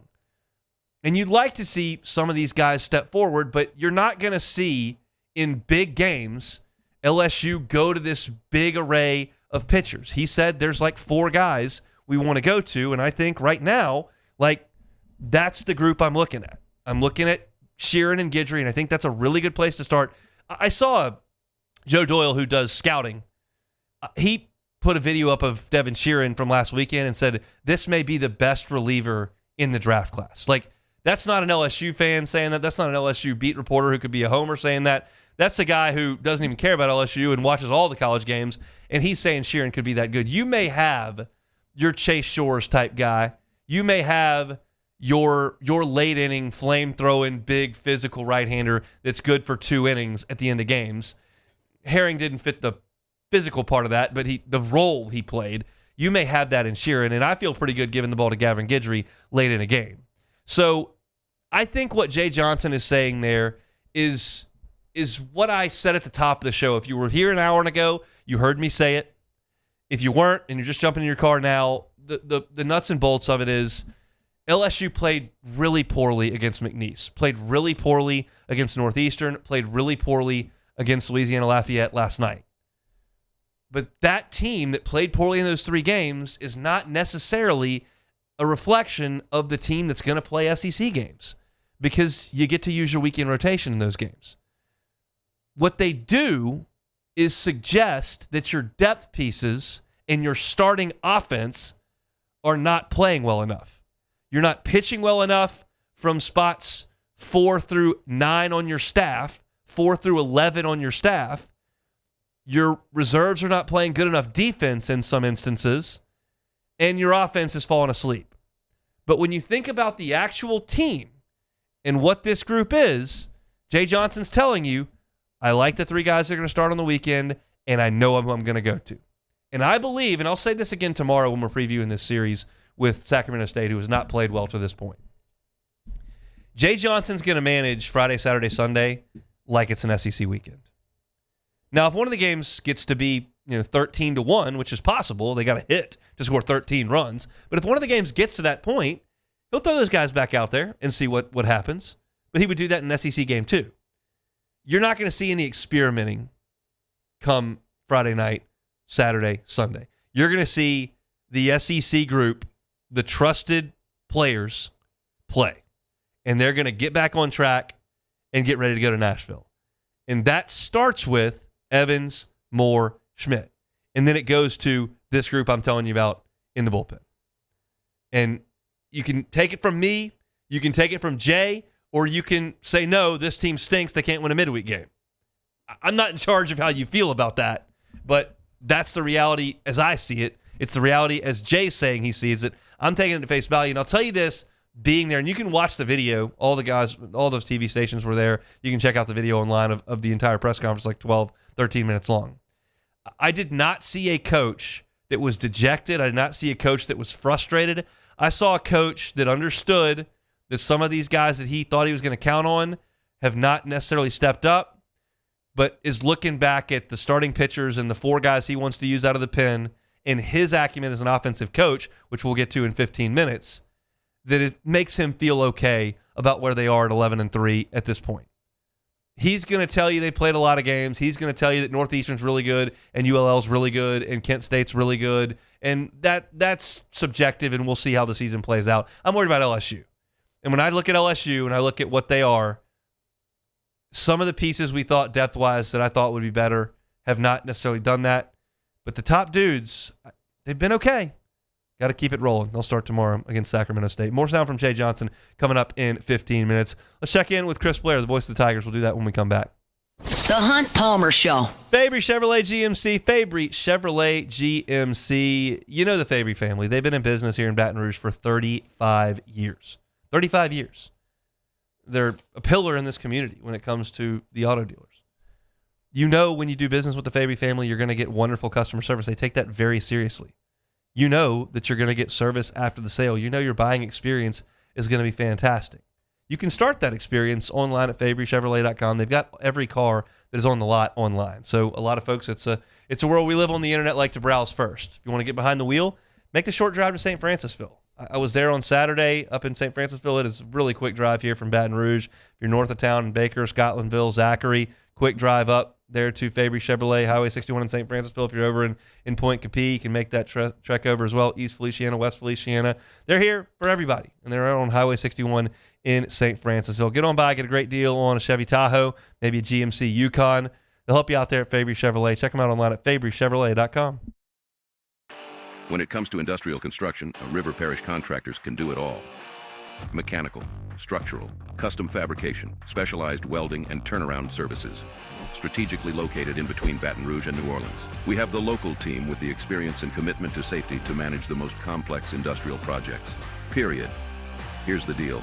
Partnering with us means your project is delivered on time, on budget, and most important, safely. River Parish Contractors, let's get building. These ice cubes could have been a thankless bed for an all-you-can-eat salad bar. But instead, they cradle and cool the crisp, refreshing Dos Equis. Nicely done, ice cubes.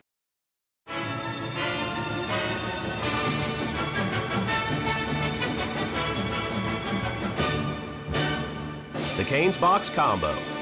A symphony of flavors. Raising Cane's Chicken Fingers. One love. Looking for cleaner energy? Propane is energy for everyone. And when you're cooking with clean, affordable propane, you're cooking with gas. In the wintertime, nothing heats a home like Louisiana propane.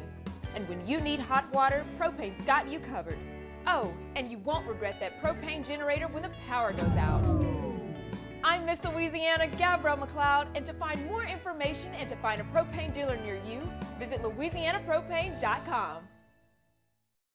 At Ochsner, we know healing is a team sport. That's why we've partnered with world-renowned orthopedic surgeon Dr. James Andrews to create the Ochsner Andrews Orthopedics and Sports Medicine Institute. Whether you're a professional athlete or a weekend warrior, our team of specialists are dedicated to getting you back in the game. So whatever your reasons are for reaching your personal best, we've only got one. You. Ochsner Andrews Institute. Long live you.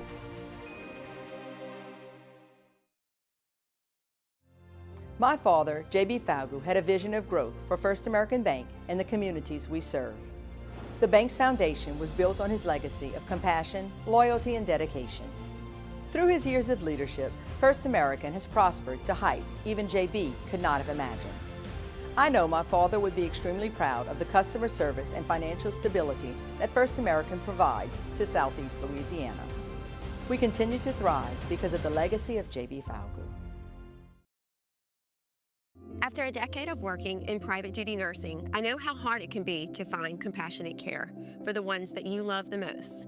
So I started Decision Critical, a premier concierge nursing agency, so we can take care of you wherever you are. Our highly skilled nurses provide exceptional care from the comfort of your own home with personalized packages for short-term, long-term, or even around-the-clock care. Visit us. You're listening to The Hunt Palmer Show, brought to you by Sagrera Farms.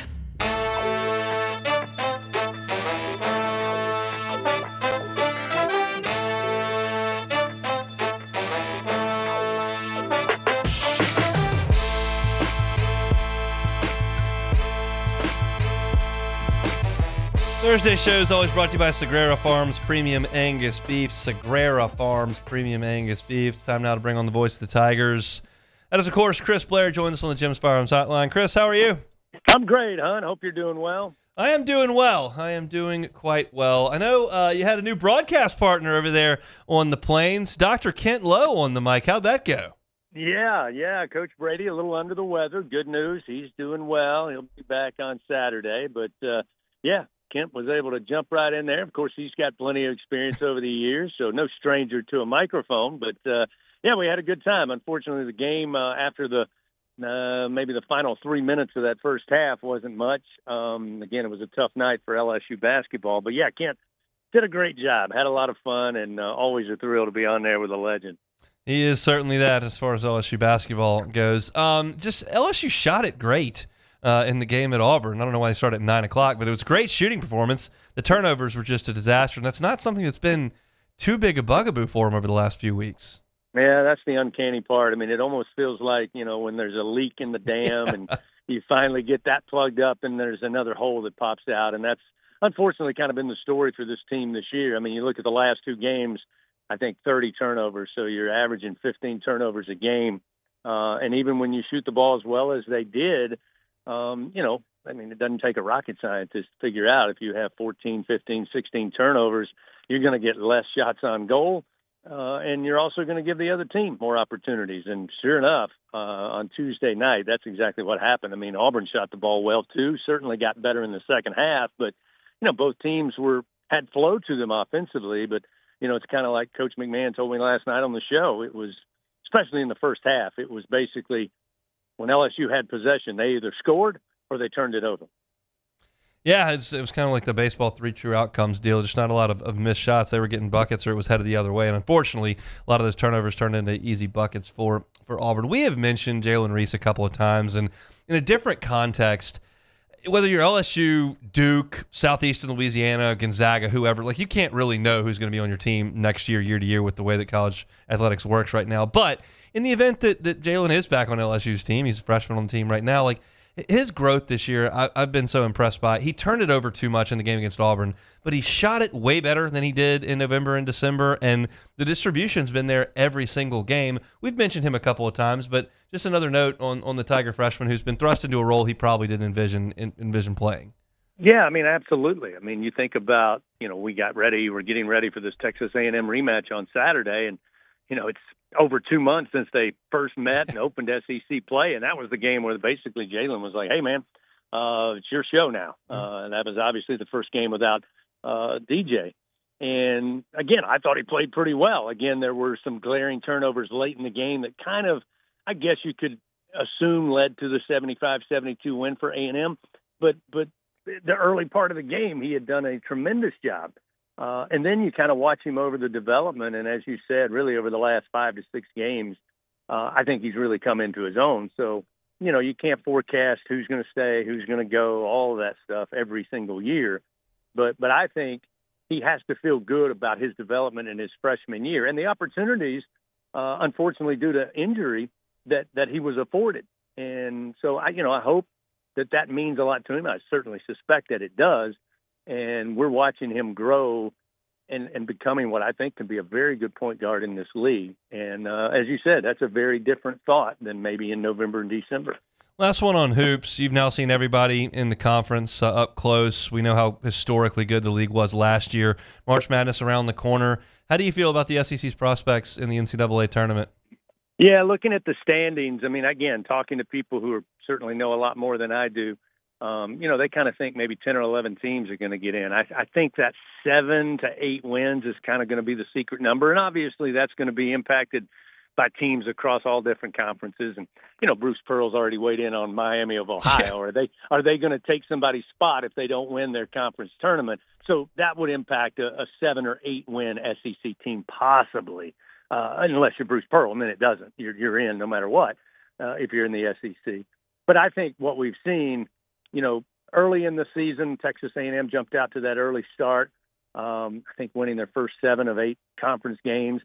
But now Florida's kind of taken over. And I'll be honest with you, having seen everybody with my own eyes and now watching the consistency or lack thereof of teams around the league, I think Florida is certainly poised to not only win the tournament in Nashville should they want to, but I think they got a really good shot of winning the whole thing and going back-to-back national champions. That's how good they are. I think they've kind of separated. I think there's one team that has separated themselves in the SEC, and that would be Florida. I think, Arkansas is super talented, but I don't think you can count on them in big-time games, and we've seen them struggle here over the last couple of ball games. But again, I think 10 or 11 teams in the SEC is going to get in. I think if you look at the statistics, not as powerful or as dominant as they were a year ago, but I could make a case that it's still the best conference in college basketball in 2026. We've gotten a little bit further look at LSU's baseball team since we last spoke. Last weekend, certainly really good as far as the pitching goes. Offense has slumped a little bit. Let's talk about that pitching, though. Well, what's been your impression with the Tigers, especially on the weekends? I think overall, Hunt, when I look at this team, I think of it as one of these big puzzles. And the benefit is you've got these big pieces. You don't have 1,000 small pieces. You've got 100 big pieces. But yet I don't think all the pieces have been put together. I mean, the talent individually, as I've talked about, you've talked about, everybody's talked about, even prior to the start of the season, is there. Do I think that we misjudge the talent on this team? No. Do I think that they've yet to kind of put it together and create a synergy as an infield, as an outfield, certainly as a lineup? And to your question, the pitching staff? No. We talked, Buzzy and I did on Sunday last week about, it'd be easy to say Gavin Guidry started the season electric. He should be their Friday night starter. Okay, you can make an argument there. But do you know what everybody else's role is yet? And to me, it's nice to have a Gavin Guidry on the back end, especially when you're struggling to score runs, which LSU has of late. Now, he got the start last night. Kudos to the Raging Cajuns. They were able to get on to him early. But I just think there's so much unknown yet. And I know you hate losing games. I know it was a tough one last night. But the panic button that's a little too premature for me because I know what these guys can do. And I know what Jay Johnson can do. And so I think the pitching staff right now is kind of in a situation where what is my role and how do I go out and solidify that role by being consistent? And I just don't think there's been enough consistency overall. My argument would probably be based on the work that's been done at this point, I would probably take William Smith as the guy who I have seen consistently get better in his first 3 outings, and hopefully that's going to continue. And the rest of the guys, whether they're in a starting role, middle relief, early relief, or on the back end, find that consistency. I think the talent's there. And you think back to the 23 national championship. If you'd have told me, Hunt, the guys that would have to step up, pitch innings, and pitch well over that 2-week span in March and maybe even mid-April, I would have thought, I don't know. I don't know if that's the right order. But again, that's why you have Nate Yeske and Jay Johnson. They know a lot more than I do. And so right now it's my ultimate mantra. In Jay we trust. And we got a lot of baseball left. Sure. I mean, to that point, and I just said this in my last segment, we interviewed Jay after the game last night on the field, and we've both been around Jay when he's a little bit cranky with something that's going on the field. And we've both been around him when things are going really well, too. And he was calm last night and really felt like everything was just fine. And I understand what goes on in the fan base when you're losing games to Northeastern, who no one's ever heard of, and ULL, who's down the street they don't like losing to.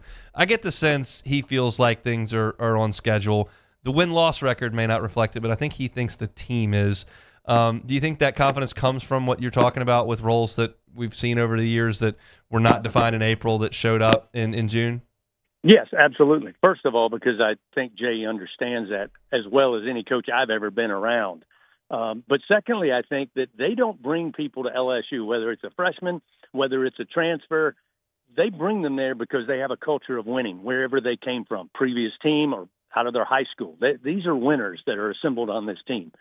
And therefore, I think, as Jay said last night, hey, look, we got outplayed. There's no question. Outplayed, outcoached. They deserve the win. We got issues. We're going to work on them. But that's the bottom line from last night's game. Because I think Jay understands these guys yet maybe haven't seen what it takes to win every single game, although there's a bunch of them that are returning from last year's team. There's some new guys here, and I think Jay is confident enough that these guys have been winners for the last 10 or 12 years of their baseball lives. And maybe they needed a couple of punches to the chin to get that going again. And I think because he knows that's what his roster is full of, that's why he's as confident as he is. We'll see you in the PMAC on Saturday, Chris. Thanks, man. You got it. He is Chris Blair, voice of the Tigers, LSU, and Texas A&M on Saturday from the PMAC. Of course, Tigers host Sacramento State Friday, Saturday, Sunday at the Box. You can catch him just about everywhere these days on the LSU Sports Radio Network and certainly over there on our sister station, Eagle 98.1. I'll take a time out. More sound from Jay Johnson yesterday that I thought was interesting. I was there in the outfield when he was talking. We'll talk about the routine that LSU's going to get into and some things about the offense as well. Let's do that when we come back. The Hunt Palmer Show. Lifetime Roofing, online at lifetimeroofingla.com, lifetimeroofingla.com. You need to be able to trust your roofer. I know that everybody wants to take bids on their roof and see who's got that lowest price, and I understand that. It's a big investment for a lot of people. Roofs can be expensive, depending on what you're looking for. But you need to be able to trust your roofer. Get that inspection from a roofer that you trust.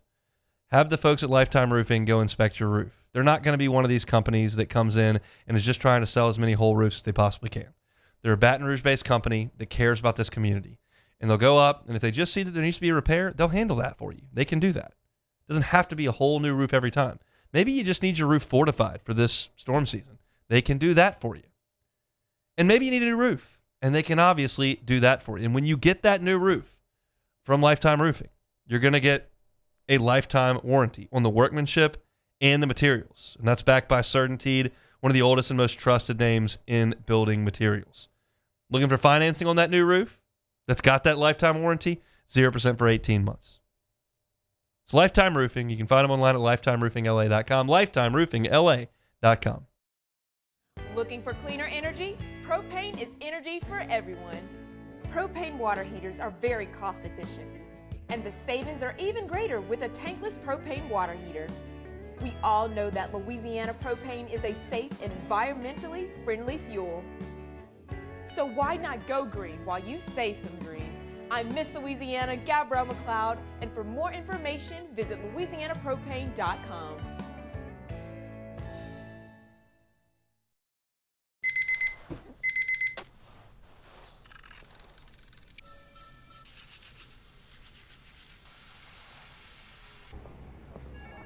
Sometimes you ignore the signs, even when they're right in front of you. Problem gambling isn't always easy to spot. Know the signs. Set your limit. Learn more about healthy gambling habits by visiting us online or text or call for free confidential help now.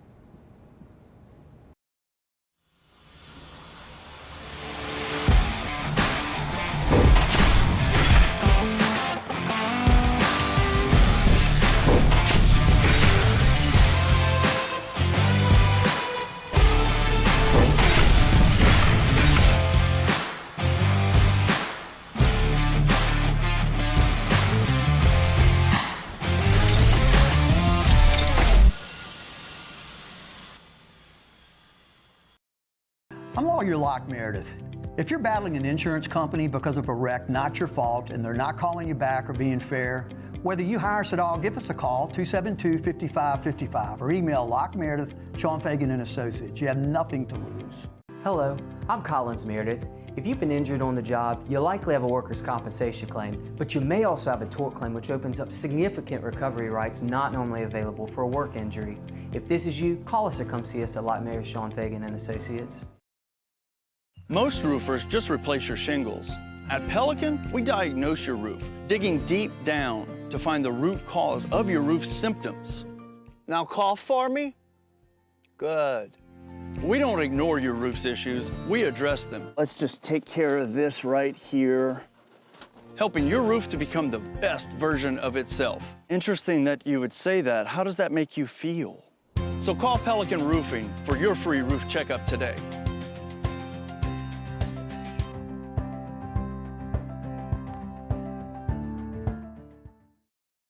Transform your living space with Lacoste & Young Remodeling and take your home from outdated to outstanding. Redefine your kitchen for the ultimate culinary experience or elevate your daily routine with a spa-worthy bathroom retreat. Our skilled team brings 3D modeling to life to ensure your vision becomes a reality. We believe luxury should be accessible and offered. This is the Hunt Palmer Show, brought to you by Sagrera Farms.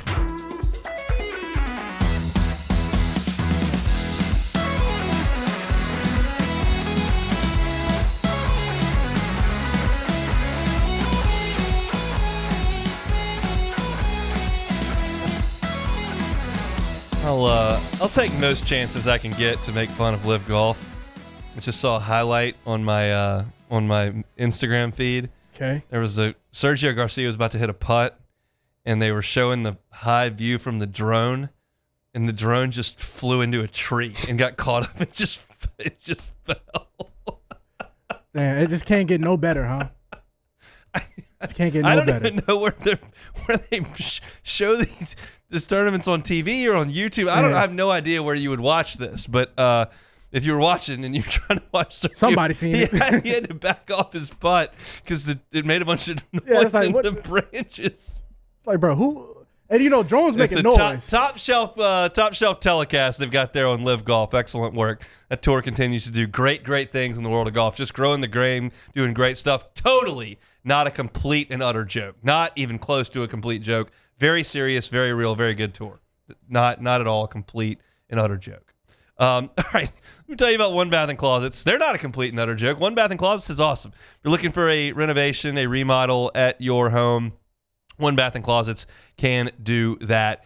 It can be a full-scale bathroom renovation. One Bath and Closets can do the whole deal. They can handle your floors, change out the plumbing, meaning they can do a tub-to-shower conversion, put a shower in, take a shower out, put a tub in, take a tub out. All these are completely within the purview of the David Duvall and his team at One Bath and Closet. They've been at it for 30 years. They know what they're doing with that. If you've got one of these big 90s-style jacuzzi tubs that you want to get rid of, taking up a lot of space and you don't use it, get rid of it. Put in a shower in that space.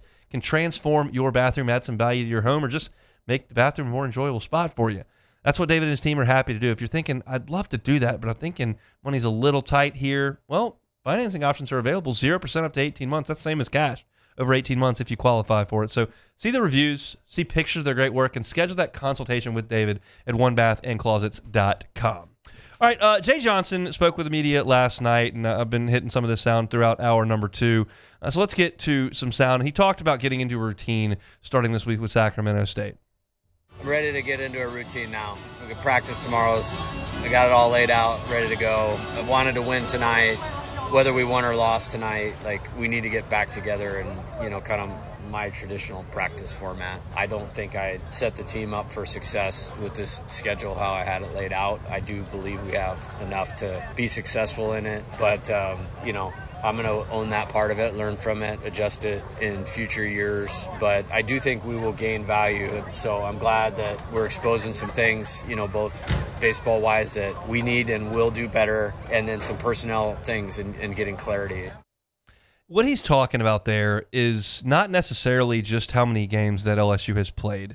He has routinely now over the last 2 weeks talked about how much he thinks of the programs at Northeastern, at Louisiana Lafayette, and at Sacramento State.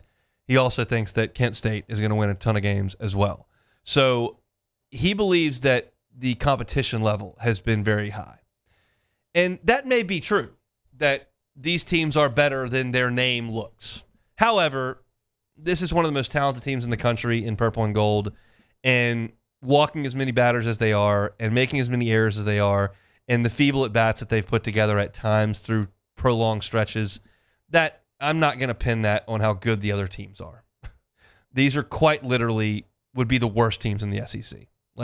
So it's got to get better. But as I've been saying, the game against Kent State, the game against ULL, the Monday game against Northeastern, these games that they lost have not been on the weekend. So you're not taking on those teams with the same team you would play with on the weekend. We've made a point of that over the last 90 minutes, and I'm going to leave it there. But I understand what he's saying, and he has said that he scheduled them for RPI purposes, that he has intentionally loaded himself up with programs that generally win a lot of games, and you may see that not happen moving forward because he said we may not need it, and they may just lean on the SEC schedule to get those RPI points. He said he is glad that he got some things worked out baseball-wise, but I've spoken at length now over the last 90 minutes about how having those weekend starters is a big deal for LSU, and you're not using them in the midweek, but the offense is the thing that is your weekend offense that is not producing. I gave you these stats at the top of the show, and I'll revisit them before this Jay Johnson sound, but Cade Arambidi 1 for his last 12 with 5 strikeouts. Seth Dardar is 1 for his last 16 with 4 strikeouts. Zach York is 2 for his last 22 with 7 strikeouts. And Tanner Reeves, who was in the 3-hole last night, is 2 for his last 16 with 6 strikeouts. This is a terrible stretch of offensive baseball. And Jay Johnson recognizes that, and he's going to get to work with these guys personally. I'm really going to go hands-on on the hitting thing more than I have probably in my time at LSU, even though it's my baby, you know what I mean? But like next level to help some of these guys out, because I believe we have good players that can play better offensive baseball than they are. I spent more time on this pitching staff leading into the season than I have, because I wanted to try to get the pieces lined up. And, we're 14 games in, and I feel like I know what we have there. In 24, we had the tough stretch at SEC play, but, since we've been here, 5-game offensive scuffle is probably as long as we've had, and we'll be okay. If the players bring the right attitude, we'll get it right. I'm just going to default to believing him. I'm not going to suggest you have to do that.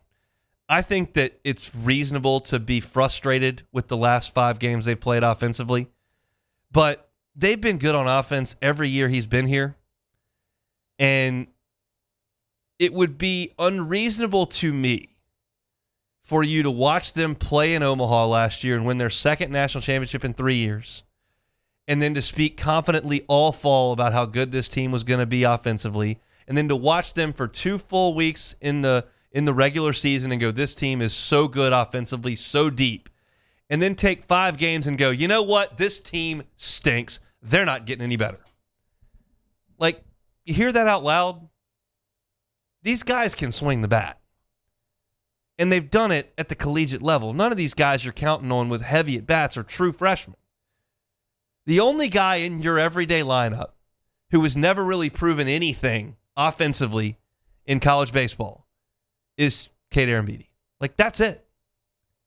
York hit a ton at Grand Canyon. Caraway is a guy that was on an Omaha team last year and was a regional MVP.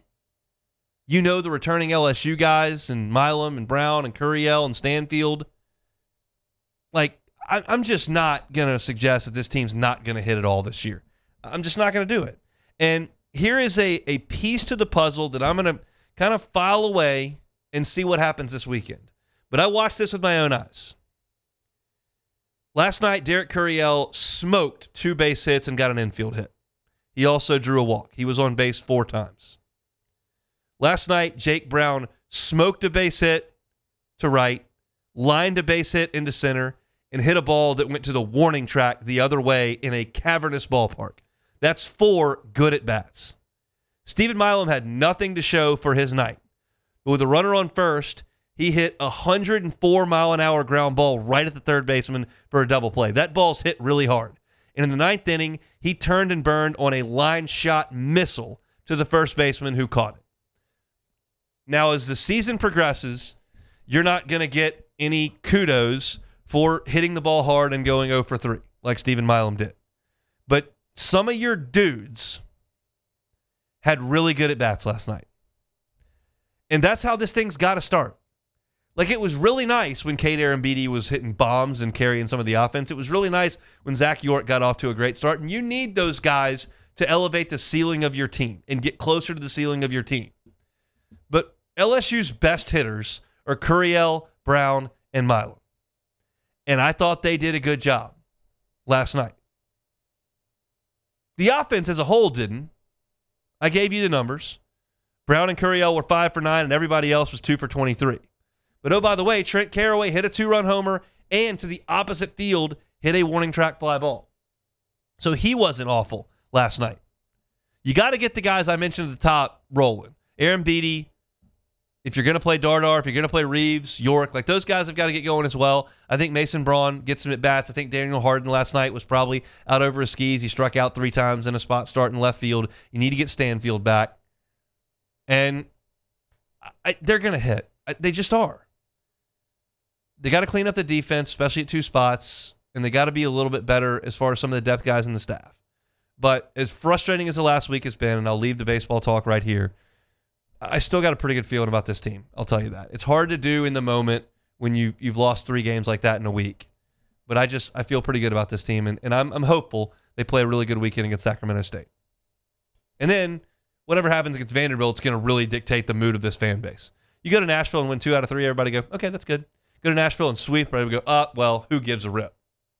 If you go to Nashville and lose 2 out of 3, if you don't hit, if you get swept, okay, we'll change. We will change the conversation. But I'm not willing to do that until that happens. You're 9-0 in the weekend so far, and I think some of the guys in this lineup are going to have big years. They have not had a big week. They've had an awful week. It's got to change. Come back and close it out. Coming up next. The Hunt Palmer Show. First American Bank and Trust. First American Bank and Trust cranked things up in 1910. I don't even know what was going on in 1910, but I know that most of what was going on in 1910 is not going on right now in 2026. First American Bank and Trust is 116 years, now grown to 25 locations throughout Southeast Louisiana. You want to bank with someone you can trust? How about someone who's been in your region, in your area of the state for 116 years, that has grown to 25 locations, that has folks working in it and making decisions about your commercial loan, about your personal loan, that are right here in Southeast Louisiana? If you're in Lafourche Parish, they're there. You're in Terrebonne Parish, they're there. You're over in Hammond, they're there. You're right here, Dutchtown outside of Baton Rouge, they're there. Metairie, they're there. First American Bank and Trust. When you call, you're getting a person right here, not a call center in Chicago trying to scramble and figure out who you are. Bank with a local company that's got the resources of the big national banks because of those 25 locations. That's First American Bank and Trust. The experts at Hood Dental Care want you smiling bigger and healthier than ever. New patients can get a healthy gums cleaning for just $89, plus a free exam and full mouth x-rays. A $376 value. With over 3,000 5-star Google reviews, 5 local locations, and easy online scheduling with same-day care. Hood Dental makes it simple to get started. And we always have other great giveaways for new patients. Check out hooddentalcare.com and schedule your appointment today. Men, age is just a number. Don't let it dictate how you feel. Goodwood Men's Sexual Wellness has anti-aging services that can help you look and feel your best. Visit yourgoodwood.com and discover a renewed sense of vitality. Who bears the standard? Who sets the bar? It's not those satisfied by low-hanging fruit or by taking it easy. No, the standard is set by the best of us, by those who work hard. Dig deeper. Give more. At Sunshine, we're proud to provide John Deere products that work hard for you, the standard bearers. Find the dealer nearest you at sunequip.com. Hi, I'm Mitchell Meredith with Locke Meredith Sean Fagan & Associates. We take great pride in educating our clients about their rights. Whether you're injured at work or while you drive, call our office at 272-5555. Knowledge is power, and you should know your rights after an injury. Hi, I'm Sean Fagan of Locke Meredith Sean Fagan & Associates. When insurance companies have been unfair, we've never been afraid to go to trial. Fighting hard to protect your rights, we never settle a case out of convenience. We only settle when it's right for you. Whether you hire us at all, give us a call.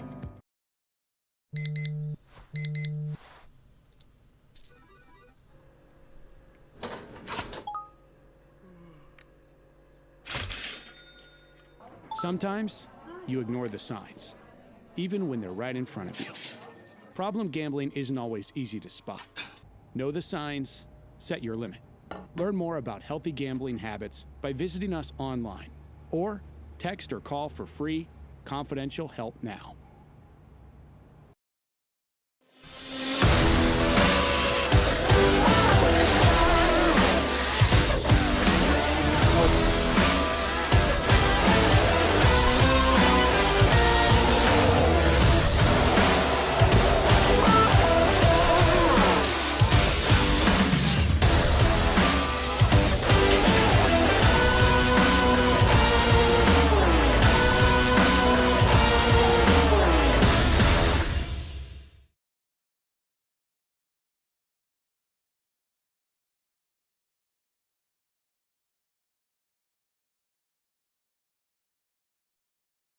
You're listening to The Hunt Palmer Show, brought to you by Sagrera Farms.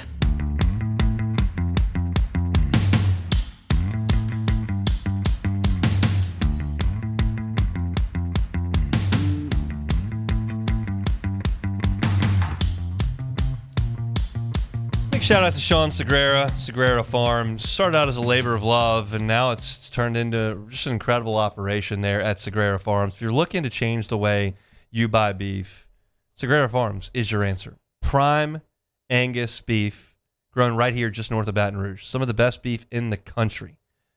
He sends me videos and pictures all the time. The marbling on this beef is just remarkable. You've all had a great steak. You've all had a bad one. What if you could promise that you would never have a bad one? That's what Sean can do. Everything he's got on the farm is prime. He's not guessing. They ultrasound this cattle.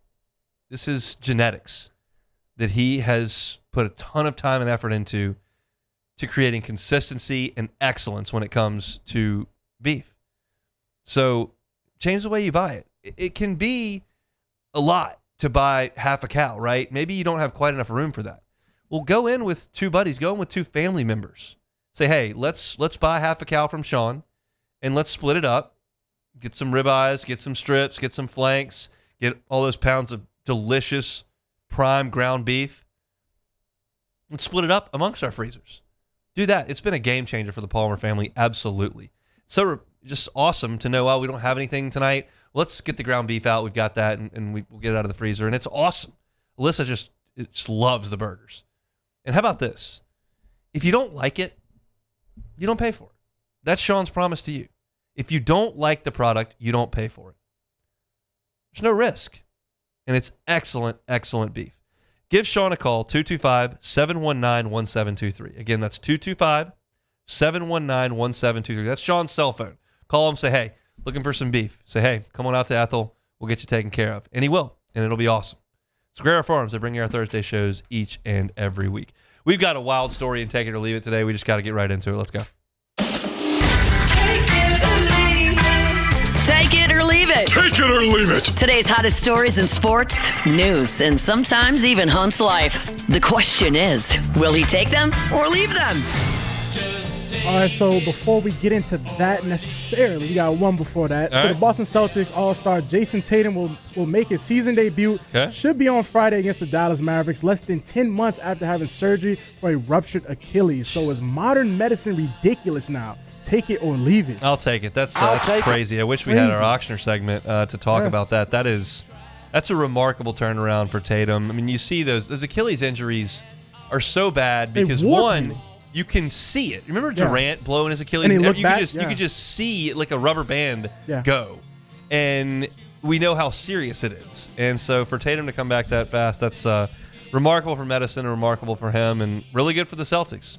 Ridiculous, less than 10 months. So all right, let's get down to business. So Goodness Cal State gracious. Bakerfield's athletic department they've been up in arms since August 29th when the head coach at the time, Rob Barnes, he received an anonymous email who alleged that Barnes' temporary assistant coach Kevin Mays was working as a pimp across 4 states. So the anonymous email, it read, "Fix it or the whole staff will fall." The tips are wrote in all caps. So the head coach at the time, he sent that to the HR, and they did their investigation and whatnot. So this is what has come back from an investigation. Oh, my God. All right, so and keep in mind, Mays played on this basketball team between 2014 and 2016. So he played He's a for this head Roadrunner coach. alum for Yes. Bakersfield. Yes. So the investigation came out. It's a hefty rap sheet of 11 criminal misdemeanors, including felonies such as pimping, of course. He was also charged with possession of firearms, high-capacity magazines, possession of methamphetamines, marijuana with intent to sell. Separate charges cited him for possession of more than 600 images of, can't say all that, but Yeah, he did some crazy stuff. Not good. Yeah, a lot of people under the age of 18. So part-time coach or full-time pimp, take it or leave it. Well, Cal State Bakersfield is 8-22, and Ooh, I I didn't gotta look at the think record. that maybe some of that is because what's our coach's name here? Coach Mays. Coach Mays is maybe Kevin not paying Mays. enough attention to the zone defense. Maybe paying attention to some more penetration as opposed to dribble penetration. Yeah, I don't know what he got going. That's a bit of an issue for the Cal State Bakersfield coaching staff at this point. That is a wild story. My man is trying to coach the zone defense. He's also out here running a ring. 4 states. Keep in mind. 4 states? But Hunt, this so is where who you get sends me. the email? Yes. Like a competing pimp is like, hey, this guy's pimping in my territory.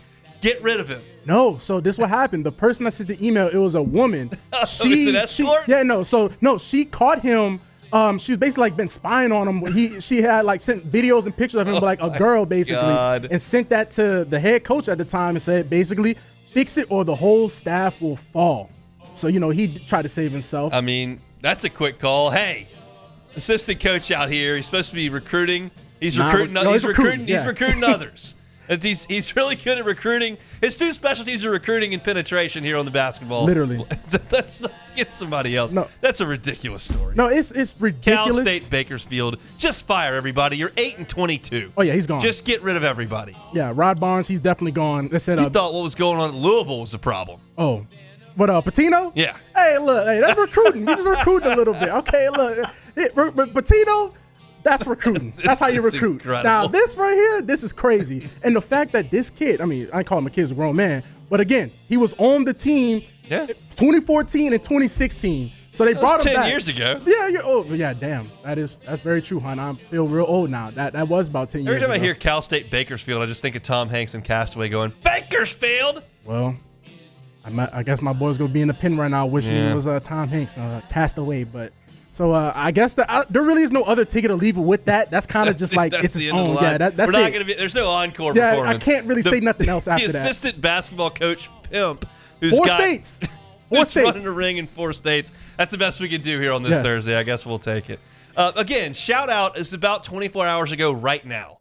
Shout out to the folks in the Bayou Ford chat and the folks that contacted me directly about that wreck on I-10 yesterday because it got some folks bad on I-10. A couple guys that were coming to the game last night were very, very late, and I just zipped. We're right here downtown. I zipped on 110 over to 190, and I got to Lafayette in an hour and 35 minutes, no problem at all. Taking a long way, but didn't have to work at all. So hopefully everybody's okay. It looked like an 18-wheeler pile up. I didn't really see any reports, It's but always the 18-wheelers. good news that everybody made it to the ballpark, and it was a great night last night for ULL baseball. Not so much for the Tigers. They'll be back at it tomorrow, and we got a lot to talk about on tomorrow's show. We'll talk to Preston Guy about some LSU football, preview LSU Sacramento State on the Diamond.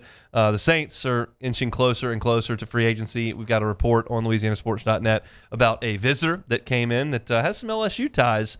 Was recruited by LSU. It's Tristan Lee, Clemson offensive lineman. What are the Saints looking at there? So we'll talk some Saints tomorrow as well. Looking forward to a fun show. Unfortunately, this is a time where you'd be just full speed ahead with March Madness and all that goes into that, and we're not going to spend any time on that because it's just not all that relevant around these parts. But there's plenty to talk about, and we'll get to it all. Missed any of the show today, catch it on demand wherever you find your sound. I talked about LSU, Louisiana Lafayette at the top of the show. Mentioned kind of some big picture stuff at 1:15, and then we heard from Jay Johnson via the sound from last night all throughout hour number 2. Thanks to Chris Blair for jumping aboard with us. Talked a little Saints. Cam Jordan officially going to hit the market as well. So you can find all that on demand wherever you find your sound. Hunt on Saints, Hunt on LSU. Always a reminder to go check out LouisianaSports.net. Matt's going to drive you home next one after further review. We're back tomorrow for a Friday edition of the Hunt Palmer Show on the Capital City's leader in sports talk, 104.5 ESPN. The Hunt Palmer Show. Gotros Outdoor Power. Gotros Outdoor Power. They are open Monday, Tuesday, Wednesday, Thursday, Friday, Saturday, whatever day of the week it is, save Sunday. You can get on by Gotros Outdoor Power. 2 locations, Airline Highway in Baton Rouge, also in Gonzales. Gotro family's been at it for 22 years. Shop with somebody local. You can go to the big box store and get the zero-turn mower, right? But shop with the local team because they're going to give you the customer service that you need. They've got local delivery drivers that are driving parts and equipment around all day, every day. If you need a trailer to get your zero turn to and from some maintenance work, they can do that for you. If you're buying one and you need it delivered to your house, they can do that as well. They got the largest hustler inventory in the state by far. The grass is about to start growing in this part of the world. Get that zero turn mower from the folks at Gotros Outdoor Power.